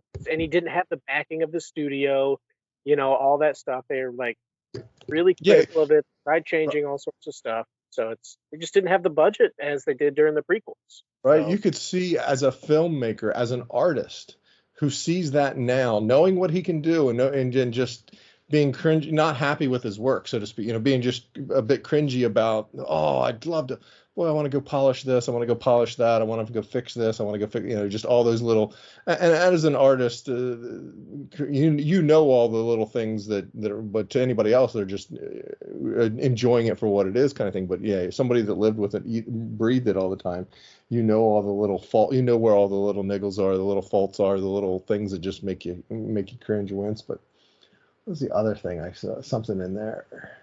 And the technology wasn't there. I mean, he shot scenes for Jabba, so he had some sort of idea that he wanted to use his character. But then he's like, he wanted a giant slug man. So, and he totally changed everything. Yeah, couldn't figure it out. Yeah, no, there's definitely an aspect of projection of relativity that you almost have to watch A New Hope with an understanding of it was 1977, 50 years ago. Just this was all groundbreaking. And when you compare it to today's modern films and all the gee whiz imagery that you can see in these days in these films, and Spider-Man and Witch and Wardrobe and Rogue or no Rebel Moon and just all the stuff that's out there these days or whatever. Yeah, and contrast and compare, it is definitely hurting. I rewatched not Rogue One, but I rewatched Solo, and it was fantastic. Like, you did Solo on the New Year's Day rewatch too? I did half of it on New Year's Day, and the second half. Still, Yeah. I threw that out there, whatever. So bump up the numbers by the 10 of us that did it. But yeah, no, yeah. So I'm sorry. What are you going to say about Solo? It was just, and I always enjoyed it. It's always a movie that I stuck up for. I think it didn't deserve all this negativity. But even when I watched it, I just stared at it. I'm like, this is an almost perfect Star Wars film. I can't find any problems because it has everything that fans nowadays want. It has backstory of how Han and Chewie met, how Han got as much as they want, Han's last name, how Han went through the Imperial Academy, how Han met Lando. It has even the pronunciation of where the actors just didn't know how to pronounce Han and Han. It gave a backstory to how Han and Han is pronounced. It addressed, Sabak and Sabak, because he doesn't call him Han until he's just like, what is this, Sabak? And he's like, Sabak, Han. And that's a backstory to why Lando pronounces his name differently. I mean, it has backstory. It has funny characters. It has amazing flight scenes. It has fight scenes. It introduces new characters. It has a twist at the end. And then it has a twist, right? Yeah, I mean that where it calls back to Han shooting first when he just. I mean that's just the nature of a small subset of fandom that's, as I've said, is vocal. The internet's what is it? The hashtag the internet's a megaphone of negativity because it's a small. The people were upset about they put that in there just to address the Han shot first. Blah blah blah. It's like yeah, they did. Yeah, awesome. How about thumbs up for that versus that's just in there because of the blah blah blah. It's like. You can't win for losing almost as a creative. I agree that I've always enjoyed Solo and always stood up for it because it's a fun Star Wars movie. It's a fun Star Wars story with our characters and our ships and the things we like to see and we know and then introduce new stuff. Yeah, I've always enjoyed watching Solo on a rewatch and the twist. And George Lucas has a valid criticism of his own work where he's like, you know what? I don't want Han Solo who's gonna, as he started planning the trilogy out, after the first movie, he's like, okay, I made money, I can start making more movies. He's like, I don't want my hero to be someone who shoots for no reason. So that's why he changed that scene that everybody complains about, is because he wanted Han to be reactive because he knew he was going to turn into a leader and not just some scoundrel who shoots people. But as a younger Han Solo, you could have him shoot first without asking questions and say, I learned my lesson type of thing. And it makes perfect sense. I mean, as filmmaking, it makes 100% perfect sense. George Lucas didn't like his original work. He thought there was more for the character because the story wasn't written. I mean, we all know that Luke kissed his sister because the story wasn't written. Same with Han. The story wasn't written, and he didn't want him to see, well, I'm just going to shoot without asking questions. And he changed it. And it's people want George Lucas' work, so don't complain that when he does work. I thought the original, I need to go find, I have the originals. Well, I have the originals like 6 Ways to Sunday, whatever. But I thought the original, you can't tell a thing in it. And it's just, how did he come out? And the story was that 2 guys were in a booth with an altercation, shots were fired, and Han walked away. Was sort of an explanation back in the back in the day of what transpired there in A New Hope. But then, yeah, George kept getting clarification on it, or kept getting asked about it, and over and over, how did Han notice, how did he know, blah, blah, whatever questions are being asked. That, yeah, somewhere in one of the revisions, or I guess it was the ones there in the late 90s before the prequel trilogy comes out, that's where he adjusted it to where you can actually see laser bolts and Han's head moving sideways, and to Han shot first type of silliness or whatever, that was all of that dust up. It just, I don't know, I didn't think there was any problem with the original in terms of that explanation. So to me, it was never really a thing. I guess it's when he changed it, that's when it became a thing for fans, right? That he put it in there that he put it in there that Greedo shot first, but Han moved his head, or Greedo missed, and Han shot, a half a millisecond later. But Yeah. we were all up in arms and put out the T-shirts that no, Han shot first and hit Greedo, and that made him miss his shot, type of thing. I don't know. I just always subscribed to the theory and explained it to my kid, all that sort of thing, that it was just two guys were in a booth, there was a dust up, shots were fired, and Han walked away alive. But Yeah. like I say, the movie gets success. He gets the ability to shape that and answer, he wants to have some story to a character that's now becoming beloved, and didn't want him to be that, didn't want kids to see him as that type of character, shooting for no reason type of thing. He needed to save his life. Yeah. So I definitely agree. He wanted to change some of his, and that's the thing that kind of makes me mad is nowadays people cry that they want George Lucas's story, but then they shat all over his story. All the Right? changes that he made as he grew as a filmmaker, and he realized this universe is going to be bigger than anything he can contain, and he started to change it to fit the characters for the future. They're like, no, we don't accept that. And it's like, well, it's my work. Yeah. It's like, and then the prequel trilogy people hated on for the longest time, and now they now those kids grew up and they're like 30-year-olds, and they're like, it was amazing, I don't know what you're talking about. So, but yeah, it's just sad, the state of everything being negative, and now all this drama with the new director. I don't know if you've seen that, of the Rey movie. Oh, sure. Yeah, people are misquoting her like crazy just to spread negativity. So they're bringing up quotes from 8 years ago. I saw it on Reddit just the other day. It was like a quote from 8 years ago, and the person literally said, well, she's just making Star Wars movies to upset men. And I'm like, no. You took a quote from 2015, dude. You can't do that and say this is why she's making a Star Wars movie.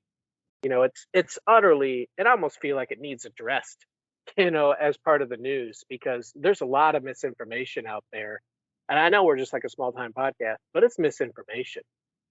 People are straight up lying and twisting, or they're only reading the titles of, that's how Sure. things usually go. The clickbait title. Yeah, the clickbait headbait. Somebody sent me this clip. A good friend of mine sent me that clip where she talks about she likes to make men uncomfortable. I didn't realize how far ago that was, whatever. But it has. I just put it in the chat for clarification's sake or whatever. But yeah, it's if that's her mindset, if that what is it I say that if she's a creative and has a Star Wars story to tell and has a good Star Wars story to tell, then tell it. If she's a creative with an agenda and wants to use Star Wars in order to push the agenda, then I'm not so keen on, that being the reason to tell. But she's obviously a good filmmaker. She's made good films, won awards for it or whatever. But right. Yeah, it's been nominated for awards. What's the higher reason, or what's the reasoning behind it? Because of that, a good director, I don't care, male, female, black, blue, whatever. But yeah, it's if when the agenda stuff starts to get into play, then it's a concern of, wait, no, that's not what Star Wars is, not that vehicle. Anything else, yes, but Star Wars is so flippin' universal and so agreeable, open. I mean, antagonist or a female lead, powerful female character in 77 was on her. Come on, it just He's definitely one of the first. So I mean, yeah. And then let me think. And she was happy to finally have like a female director for a movie, and that's what she was happy about. And people are like tearing her down for it. It's just like, she's happy to be in that position, just like They're happy. Yeah, to her have quote. Yeah, her quote on that. Well, I don't know what I won't be able to say it to actually, but her quote on that was, she was trying to say she was happy to have a female be in that position, but the quote comes across like she's uninformed at the sheer number of females that have been involved in shaping what we know as the Star Wars story over all these years. I And think people twisted it like that though. 'cause yeah, right. what about Leia? And it's like, well, Leia's never directed a movie. She's literally saying, I'm happy to be a female director in a Star Shape. Wars Yeah. movie. Yeah, they had them for streaming, but it's still a big step. There's a difference between an animation, streaming, and movies. Movies will always be big. So people are just twisting it so bad, and I'm just like, I really don't. If she's just like, hey, I'm great to tell a strong female lead story, I'm like, yeah, I don't care. I'm here for Star Wars. I don't care what, like, same as you. And if they do have a story to push that's more modern and up to date, then I'm like, okay, that's perfectly fine by me. It doesn't The bother me.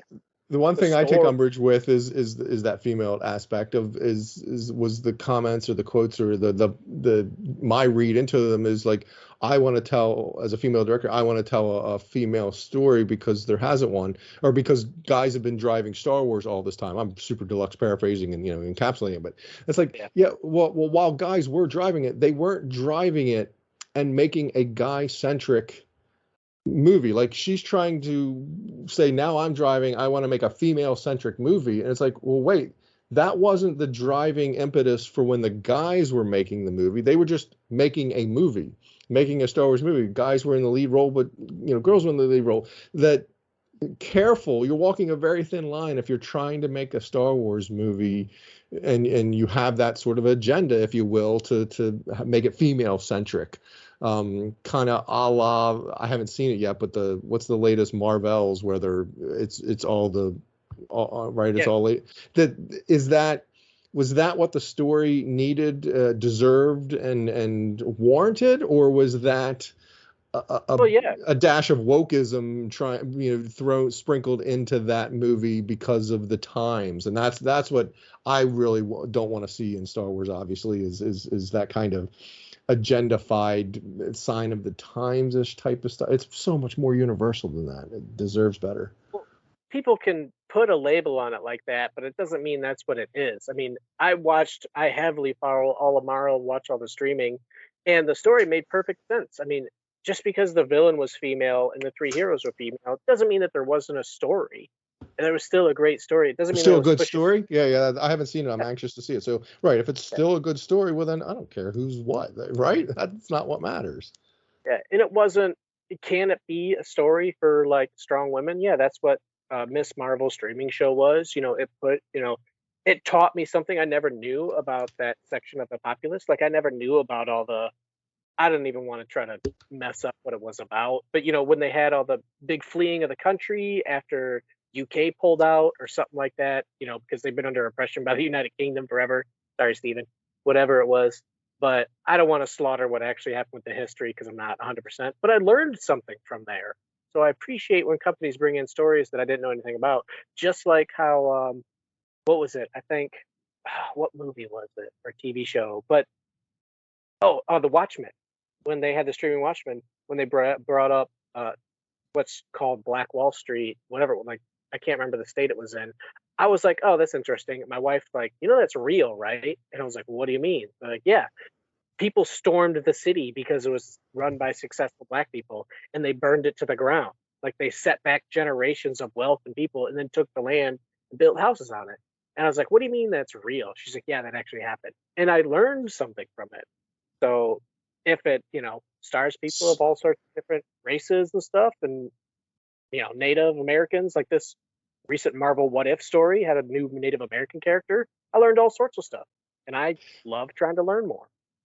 I agree. I'm all for it as well, but I'm going to be gatekeeping, I guess, right? That I don't know that I want that in my Star Wars. I think that's for other vehicles. That's for the Watchmen and the comics and the Marvels and the things that can be manipulated and shaped. How many different Batman origins do we get? You know what I mean? That other vehicles can do exactly what you described in a way that helps to educate us and make us find out and learn and realize things are real like that or whatever.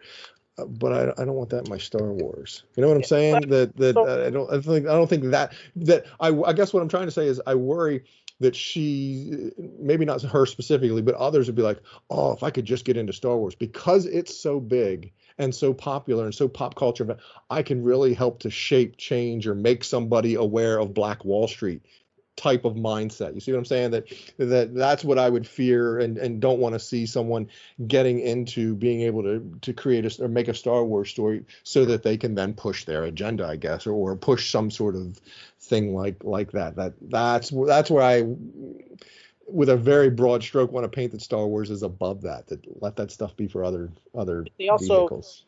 They also can't do it like Marvel because it just doesn't exist. Those cultures don't exist, but they could tell stories of oppression. I mean, that's why Palpatine existed. Like, we can't deny the fact that George Lucas made stories based off Hitler. I mean, he made stories based off, the trade routes and stuff. That's all just like Middle Eastern politics.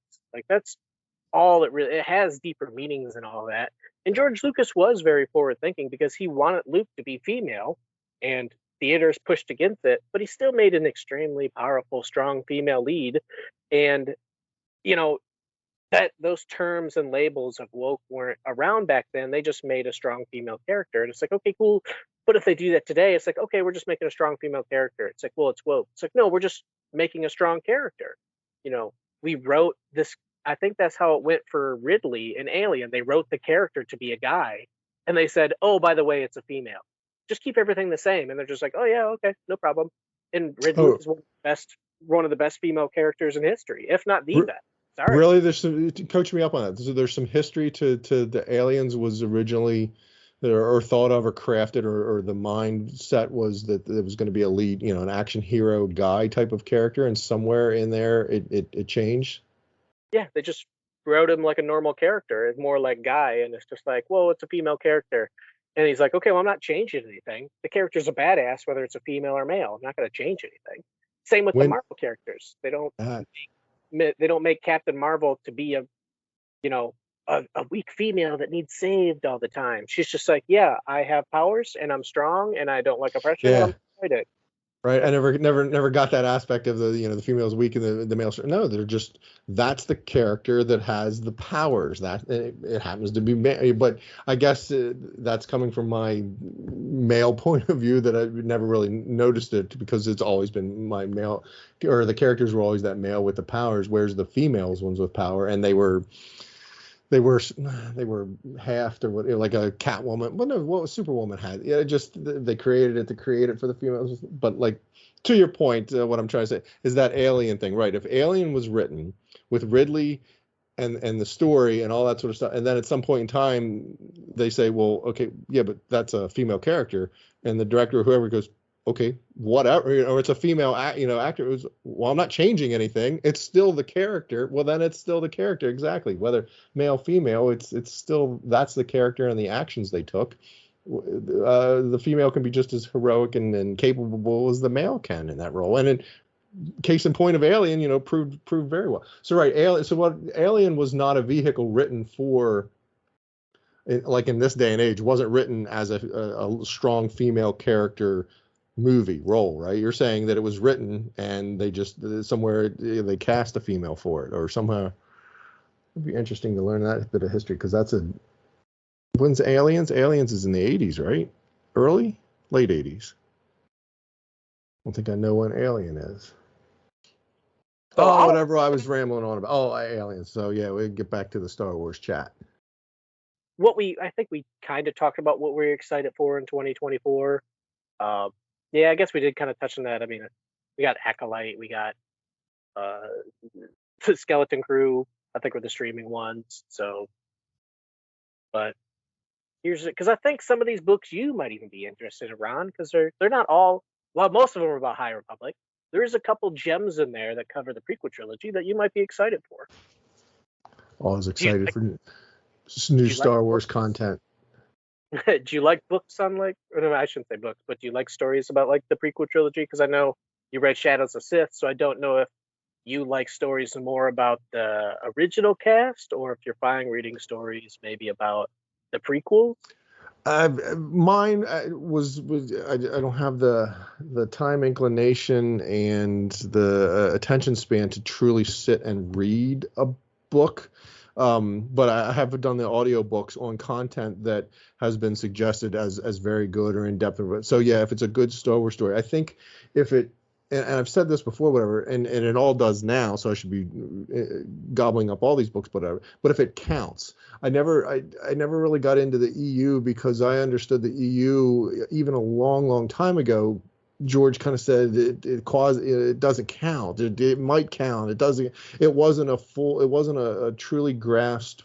This is how Star Wars is going to go into books anymore. You know, so I would have a difficult time keeping them straight, I guess, or just wanted to know about the stuff that counts. To me, Star Wars, I've said, is always what's on screen for me. That's my Star Wars story.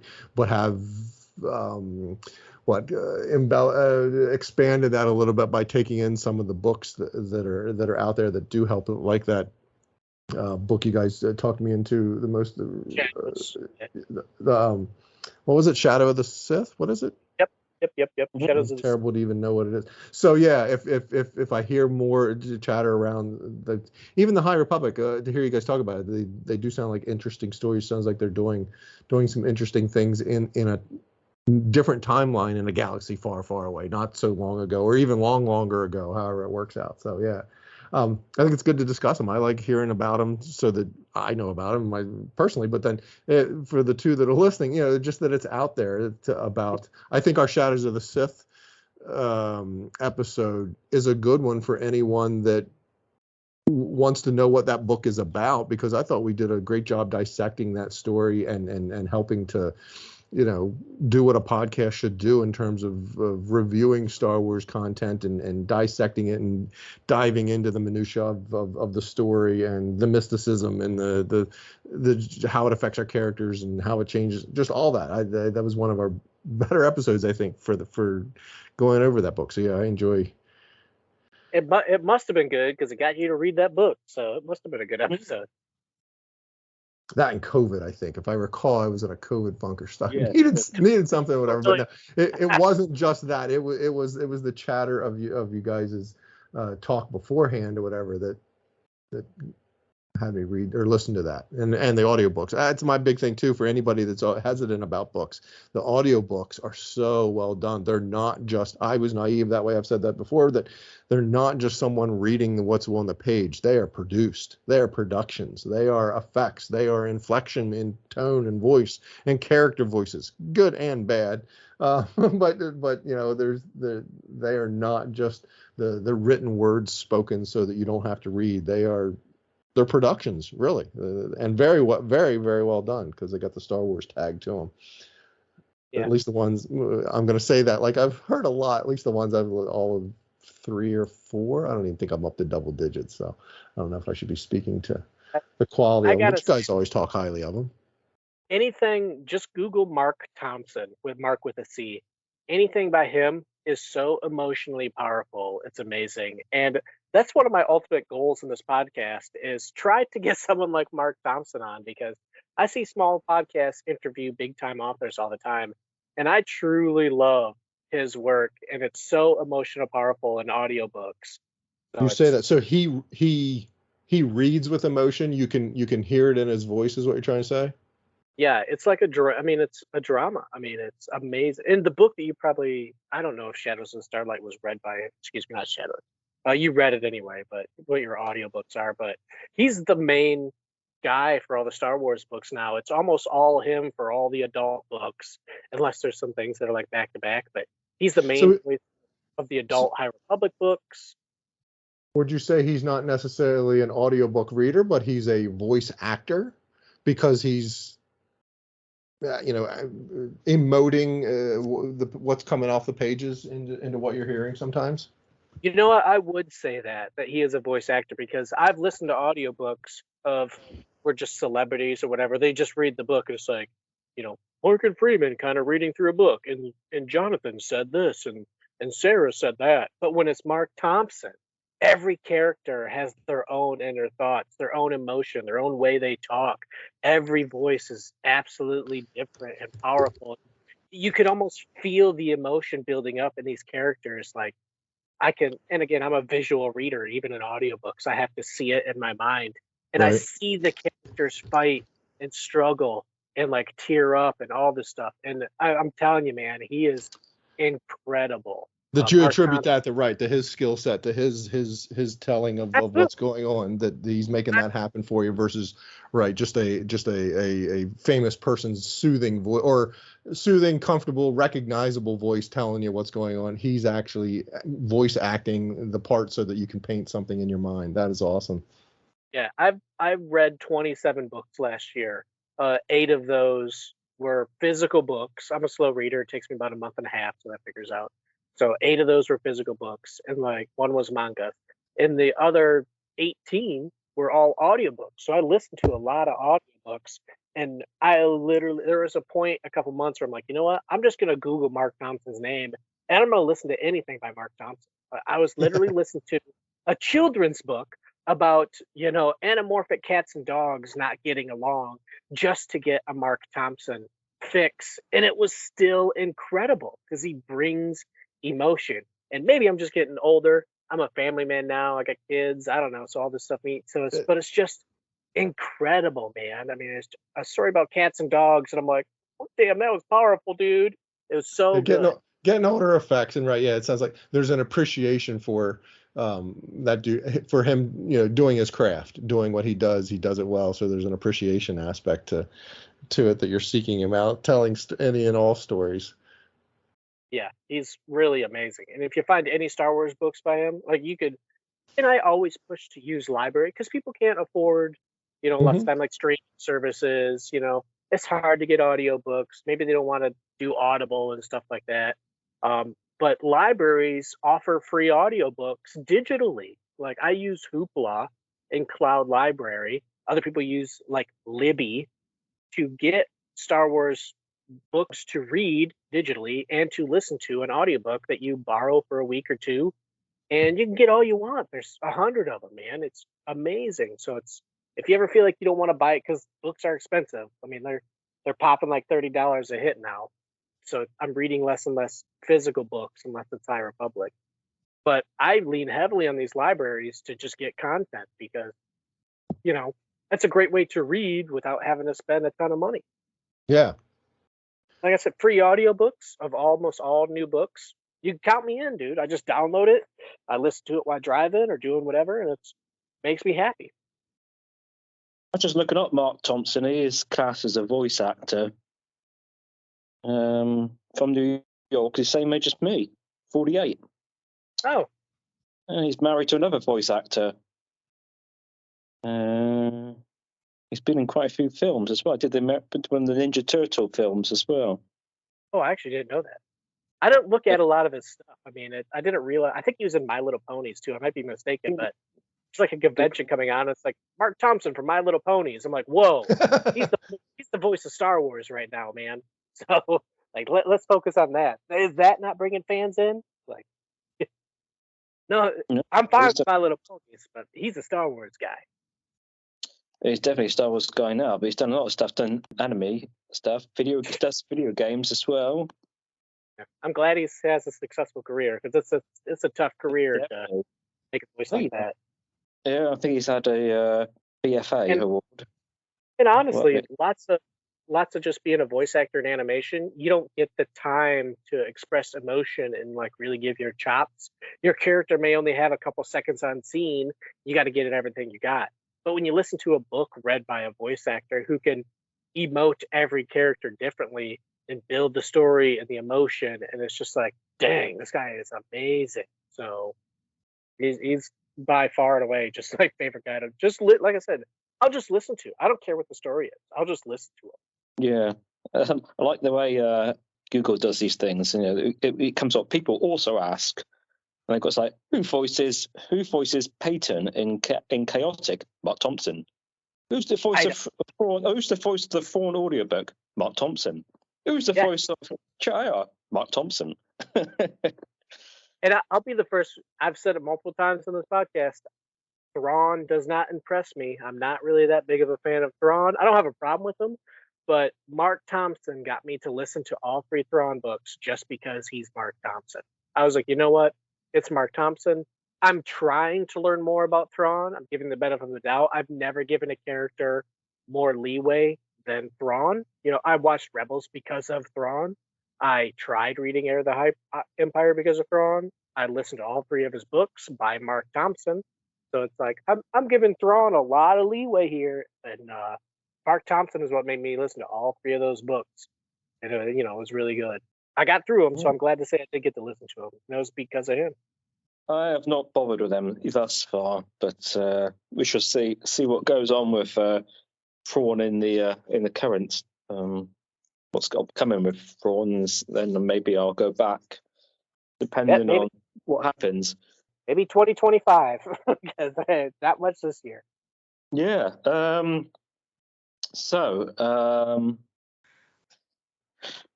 Okay. So we're reaching the. Oh God! Press the wrong button. Reaching the end here now. And as everybody remembers earlier, I did ask a little quiz question at the start from Attack of the Clones. And we will do this, what was it? Price is Right rules? Always lobbies on Price is Right. Closest without going over. Yeah, so if you go and order a Skype order, and if you go over, it's what happens if you go over? You're out, I suppose. I don't know. Yeah, don't say that you're over until everybody puts their thing in. But yeah. Okay, so everybody gives the answer, and I say okay, right. So we know that 29. Almost said the answer. Then we know that 29 Jedi survived the Battle of Geonosis, but how many were there in the assault squad to begin with? So that's obviously the number that came on all the airships and stuff, and then ploughed in to the stuff. So my only clue is it's more than a handful. I think you know that anyway. Ron. I genuinely have no clue. So the number that popped into my head, 437. Okay. 437. Yeah, Brian. I'm gonna say 80. Right. I'm not writing this down, so I've got this in my head. Okay. So okay. And Ricky. 600. 600. I would have said 1,000, but I'm trying not to go too far over what Ron said. Yeah, really. Price is Right way you do 438. Yeah, both Ron and Ricky have gone over. Ron and Ricky have gone over the number. Yeah, felt like once I said it, 437 out of 20 or 29 left out of 437 seems, and just to the logistics of That's getting. why Dooku was going to pay for the Jedi he killed that day. Just the logistics of getting 400 people there would have been challenging. So, and what Brian say, 60? So, yeah, 80. 80. 80. Yeah. Well, that Inquisitor book made it seem like there was like 1 million people there. So. Well, it did seem like that too in the There's film. a lot of droids, yeah. They took a lot of kids with them. So. And then is that including NSYNC? Because they were on the cutting room floor. They were there.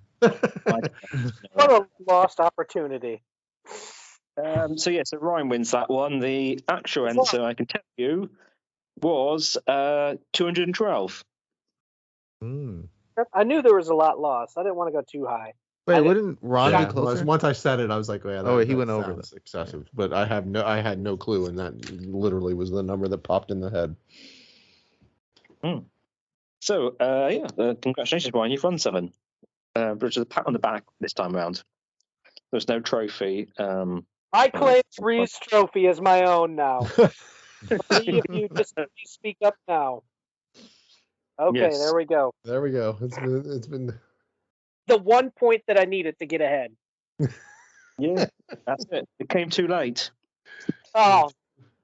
Too little, So, too late. okay, folks. So this is how the show ends with thunderous applause. Thanks to everyone for listening.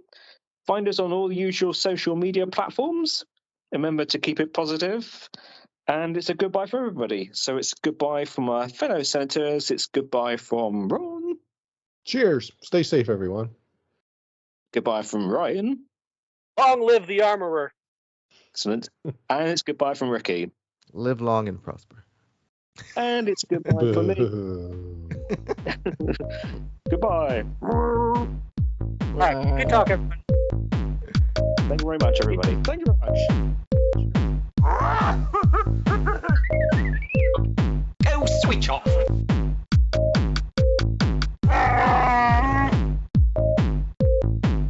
I am the Senate. Be sure sure to follow us online. We're at Facebook at PSW Senate. Join our Plus W Star Wars Facebook group, where we all are in there interacting. You can find us on Twitter at PSW Senate. On Instagram, we're at PSW Senate Podcast. And on TikTok, we're at PSW Senate Podcast. We look forward to hearing from you. The Force will be with you, always.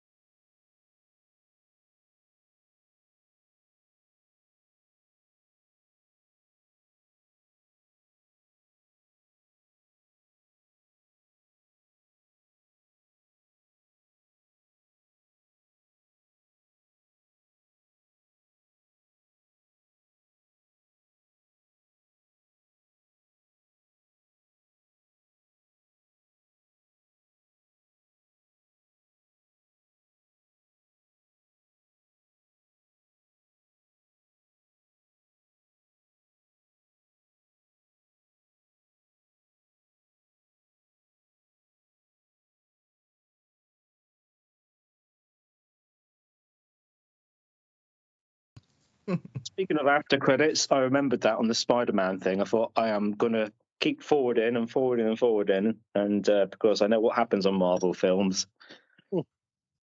Yes. So actually, so when's that next film out?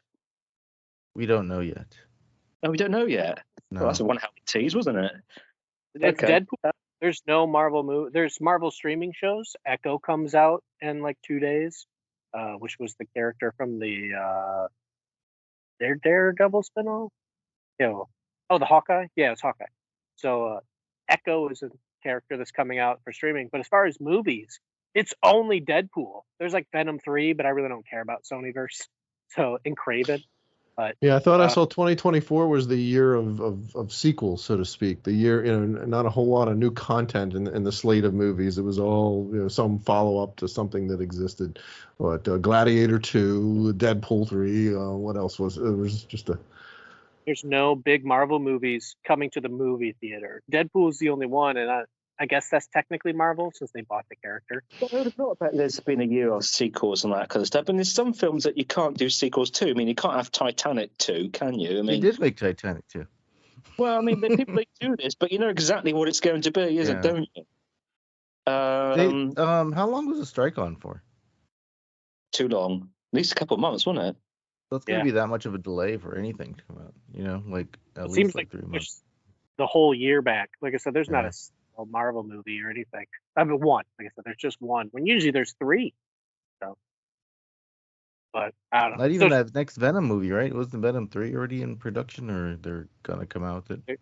They're saying that's coming out this year. For some reason, they pushed Kraven back. When it was done, they had trailers out, and they pushed Kraven to this year, which I might have been the only person in the world excited for it. Yeah, I like that. I like that actor. So I'm like, yeah, I want to see it. I like Kraven. Kraven, wasn't he on Jeddah? Who was that person in the bar? Clayton. Cliff. Was he called? No. Creighton's son? On the planet of on Jeddah, this is in the High Republic, there was that there's a Jedi named Creighton, and then there was the guy that ran the bar. That was also Creighton. Yeah, but you always talk to yourself. Creighton will get you a drink. He'll get you a drink. He'll look after you. And he had the two stooges as his protector, didn't they? The two brothers. He was called something like Creighton. Most confusing audiobook ever.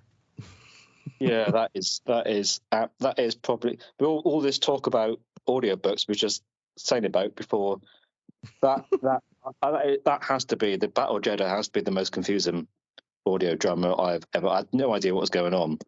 Quite a number of the It was after that audio drama that I realized I don't like audio dramas. It's as simple as that. There's no scene set. It's like watching a movie with your eyes closed. There's no description of anything that's going on, and I'm like, you know what? I hate it. Like, I really do. It would have been a lot better if it's just Mark Thompson doing all his voices or just having a few other actors and stuff in there. Yeah, they just seem to think that we can understand what's going on. It'd be like imagine the Battle of Geonosis as an audio drama. You'd have no idea what was going on, would you? I thought it was fine. It was just confusing having two characters with the same name. It was like the weirdest thing. Like, why would you do that in a book? Audio dramas also don't use names. They're just like, oh, we use different voice actors, so you have to memorize what that voice actor sounds like. Exactly. Yeah, and when you're in the middle of a battle and they're going, here, Crick, pass me the blaster. Oh yeah, here's your blaster. Here's your cup of tea. And quickly, let's go down here, over here. You two come with me. And you're like, which two? Where to? Where are they to? Where are they? What are they doing? Where are they going? You don't know because you can't see anything. And they haven't announced any audio dramas for Phase 3, which I'm happy about because I just straight up, they're not for me. I'll just say that. They're just not. Do they have me. any for Phase 2? Oh, yeah. The Battle of Jedi. I thought that was Phase 1. No. Phase 1 was the one with Lorna D. Oh, I didn't listen to that one. Tempest Runner. I didn't one. Tempest Runner. Tempest Runner, yeah. That's right. So Battle of Jedi was... That's right, yeah. That's right. Battle Jedi was... for some reason, I was thinking Battle Jedi was Phase 1 this whole time. And that's right. No, it did have with the shield and all. Yeah, that's right. I got so confused like during Phase 2 and Phase 3 starting now. Like what happened before and what happened back then. It's so tight and it jumps back and forth so quick. It drove me crazy. There's so much overlap in it. I'm like, dude, you got to space these out by a couple weeks. Like these stories overlap every single other story. Like, well, and then in Eye of Darkness, it kept saying like, oh, well, remember this guy? I'm like, well, that was like 2 months ago. Like, it wasn't, not a big deal. I mean, in Eye of Darkness, I think Ryan had it to start off with, and I kept confusing the chancellors, and I was thinking, yeah, what's she gone about her kids being behind the storm wall? Axel's in prison. And, I was going, hang on, that's the wrong chancellor. I really got my chancellors confused at the start there because they're both female and they sounded similar in my mind to what I remember the other one sounding like. Well, they might have both been Marc Thompson. Well, they were both Marc Thompson, yeah. And I suppose what can you have for a slightly more older chancellor female and stuff? They're going to be semi-similar voices, I suppose. I just noticed in that encyclopedia, Ryan, they got Aslan Rao in there, and I've forgotten that he was in the in the Path of Deceit. Forgotten he was the one that went investigating. Yeah, as soon as I read that name, I'm like, oh, I know that name. What is that name? No, it meant nothing to me. I've forgotten all about him. I'm just reading about him here now. Oh yeah, he was. They got a bit about his history. So it says what happened to him. Yeah, he's the side effect of his dark side. He's extended his lifespan by dabbling in the dark side. Yep. That's in the Shadows of Starlight. That was in there. Was it? I don't remember that bit. But yeah. The first issue, dude. It's the one we were going crazy over. Like I was literally pulling my eyebrows out. I'm bald, so I can't pull my hair out. I got to pull something out. But like, I was going nuts when they revealed that. I'd forgotten. Well, I don't remember it saying about the lifespan. I obviously remember about the dark side, all that kind of stuff. I don't remember him, the one who went to investigate him, but yeah, I know somebody did go and investigate. I didn't trick that it was him. But I believe he's the one that discovered the bodies in Path of Deceit. Yes.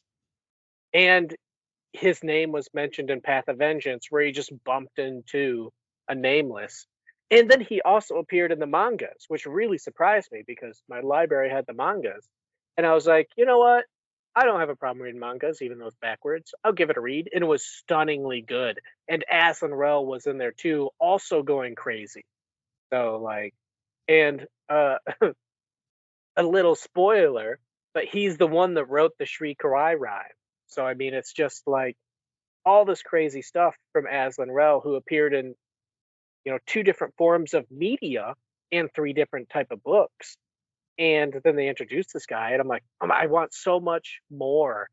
You know, that's the problem with like phase 3. I see so many extra stories, and we may never get it because how long did it take before we got the backstory to your father fought in the Clone Wars? You know, it took almost 30 years to get that. You know, it took 20, you know, whatever, 22 years to get the backstory. No, longer than that. It was 20, yeah, about 25 years. I forgot the Clone Wars weren't even mentioned in episode 1. So there's very well may never hear expansions on this stuff because now I want and that's the great thing about Star Wars. You have all these characters and you want to know the backstory. So like now I want the backstory of Aslan Rel for the past 150 years, man. Like, what did he dip in the dark side? I mean, the Sith are gone, so he had to discover gone, air quotes. So he had to discover something on his own. So it's like, you know, Well, clearly he's not found out very much. yeah. So that's what I love. It. 100 odd years. Doesn't seem to have found out very much. It doesn't seem to be telling very much, does he? Which is quite. Yeah. He found it. Oh, I destroyed it. And it's like, well, you know, okay, well, you gonna help me out, brother, or what? Like, no. So again, I'm sitting here patiently. I'm not gonna complain that I don't have a lot of backstory, or I guess not. I shouldn't say backstory. Fill story for Aslan Rel, because I'm just like, I'll sit here patiently. I'm hoping the comic covers it. They have a ton of comics. You know, I'm hoping, you know, something else covers it, a book, one of the middle grades even. I don't care. I'm reading it all, man. Like, I'll just wait for the story to unfold. And it's like, I need more content. So it's great. I don't remember some of these ones. I mean, there's a lot. I mean, there's a lot of Jedi. Oh yeah, they definitely built a whole new part of the There's a lot here, isn't there? I'm just trying to write. I thought, so I remember some of these ones. Some of these are like really bit characters as well, aren't they? Oh, they've even got the Oh, so they got her from she's Santara Carrera. She's from the game, isn't she? Oh, there's a game. Oh, Was she? No, Jedi. No, Dragon. Oh no, she's not. She looks like the one in the game, but she's not. Oh no, it is. She's the one from the game. Tananor is mentioned in here. Yeah. Path of the Open Hand, the Mother. My gosh, it goes on quite well. Yana, Marder. Blimey, I'm going to get this one downloaded, and I might have to put up with so many pop-ups. But certainly, I might even buy that one if it gets a bit cheaper. Very good. Rest of the Jedi, Light of the Jedi. So, what's the first phase? What's the title for the first phase of this first part of Phase 3?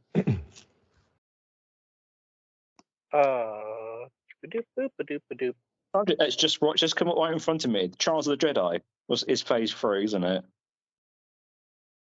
Phase 1 was. Hang on a minute. Is that Phase 1 was? Yeah, the Light of the they Jedi. did give it a name. They did give it a name, but I don't remember what it was. Trial Son. I think that might be one of the. Trials of the Jedi for the whole phase, but I think each wave has got a title as well, isn't it? Or they might just imagining it. I think they did, but I can't remember what they were. Whoa, yeah, because it's even got it. It kind of half spoils the first book because it's got the anniversary of Starlight Beacon here and saying about what happens to Priority Vita. So this couldn't have come out. This couldn't have come out before the book, or if it did, it would have spoiled a bit for people. Does it say that he actually died? Yep. Or? Oh my gosh! But at the end of the timeline, last thing in that timeline. Yeah, that would have been a huge spoiler.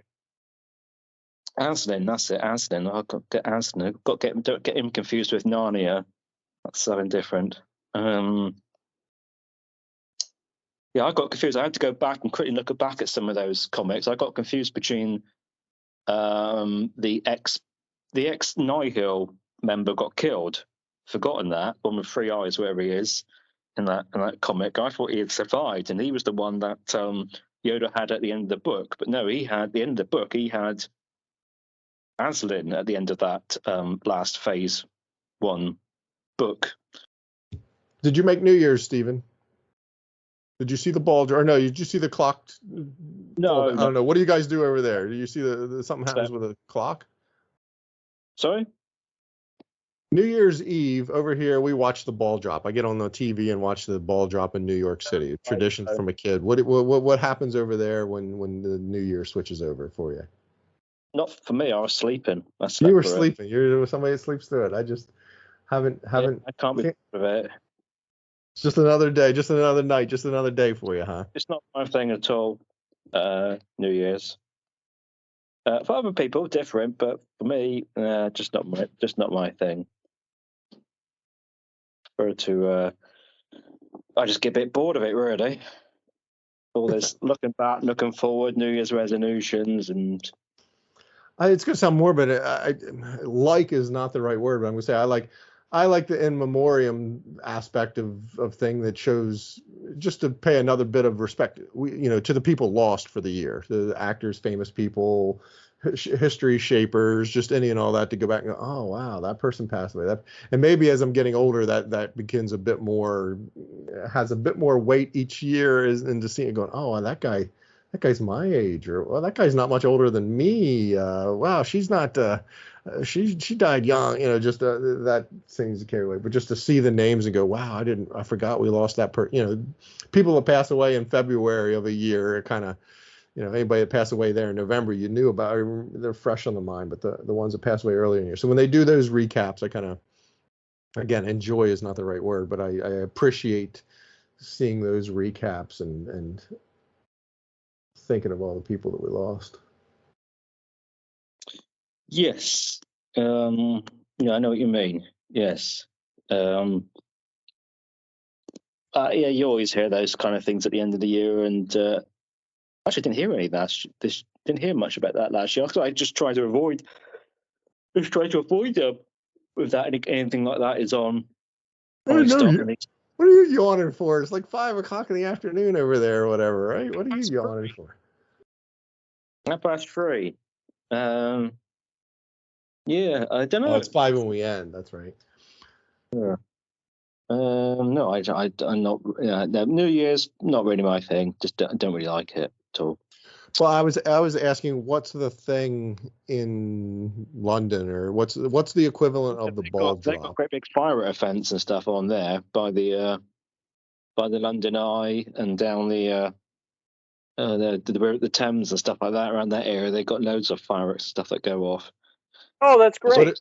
Is there anything that just that drops, or you're counting down to, you see like we have the ball dropping, we counting down 10, 9, 8 to when it drops and hits this mark, we know it's a new year. Or they're just waiting around waiting for the fireworks to go off?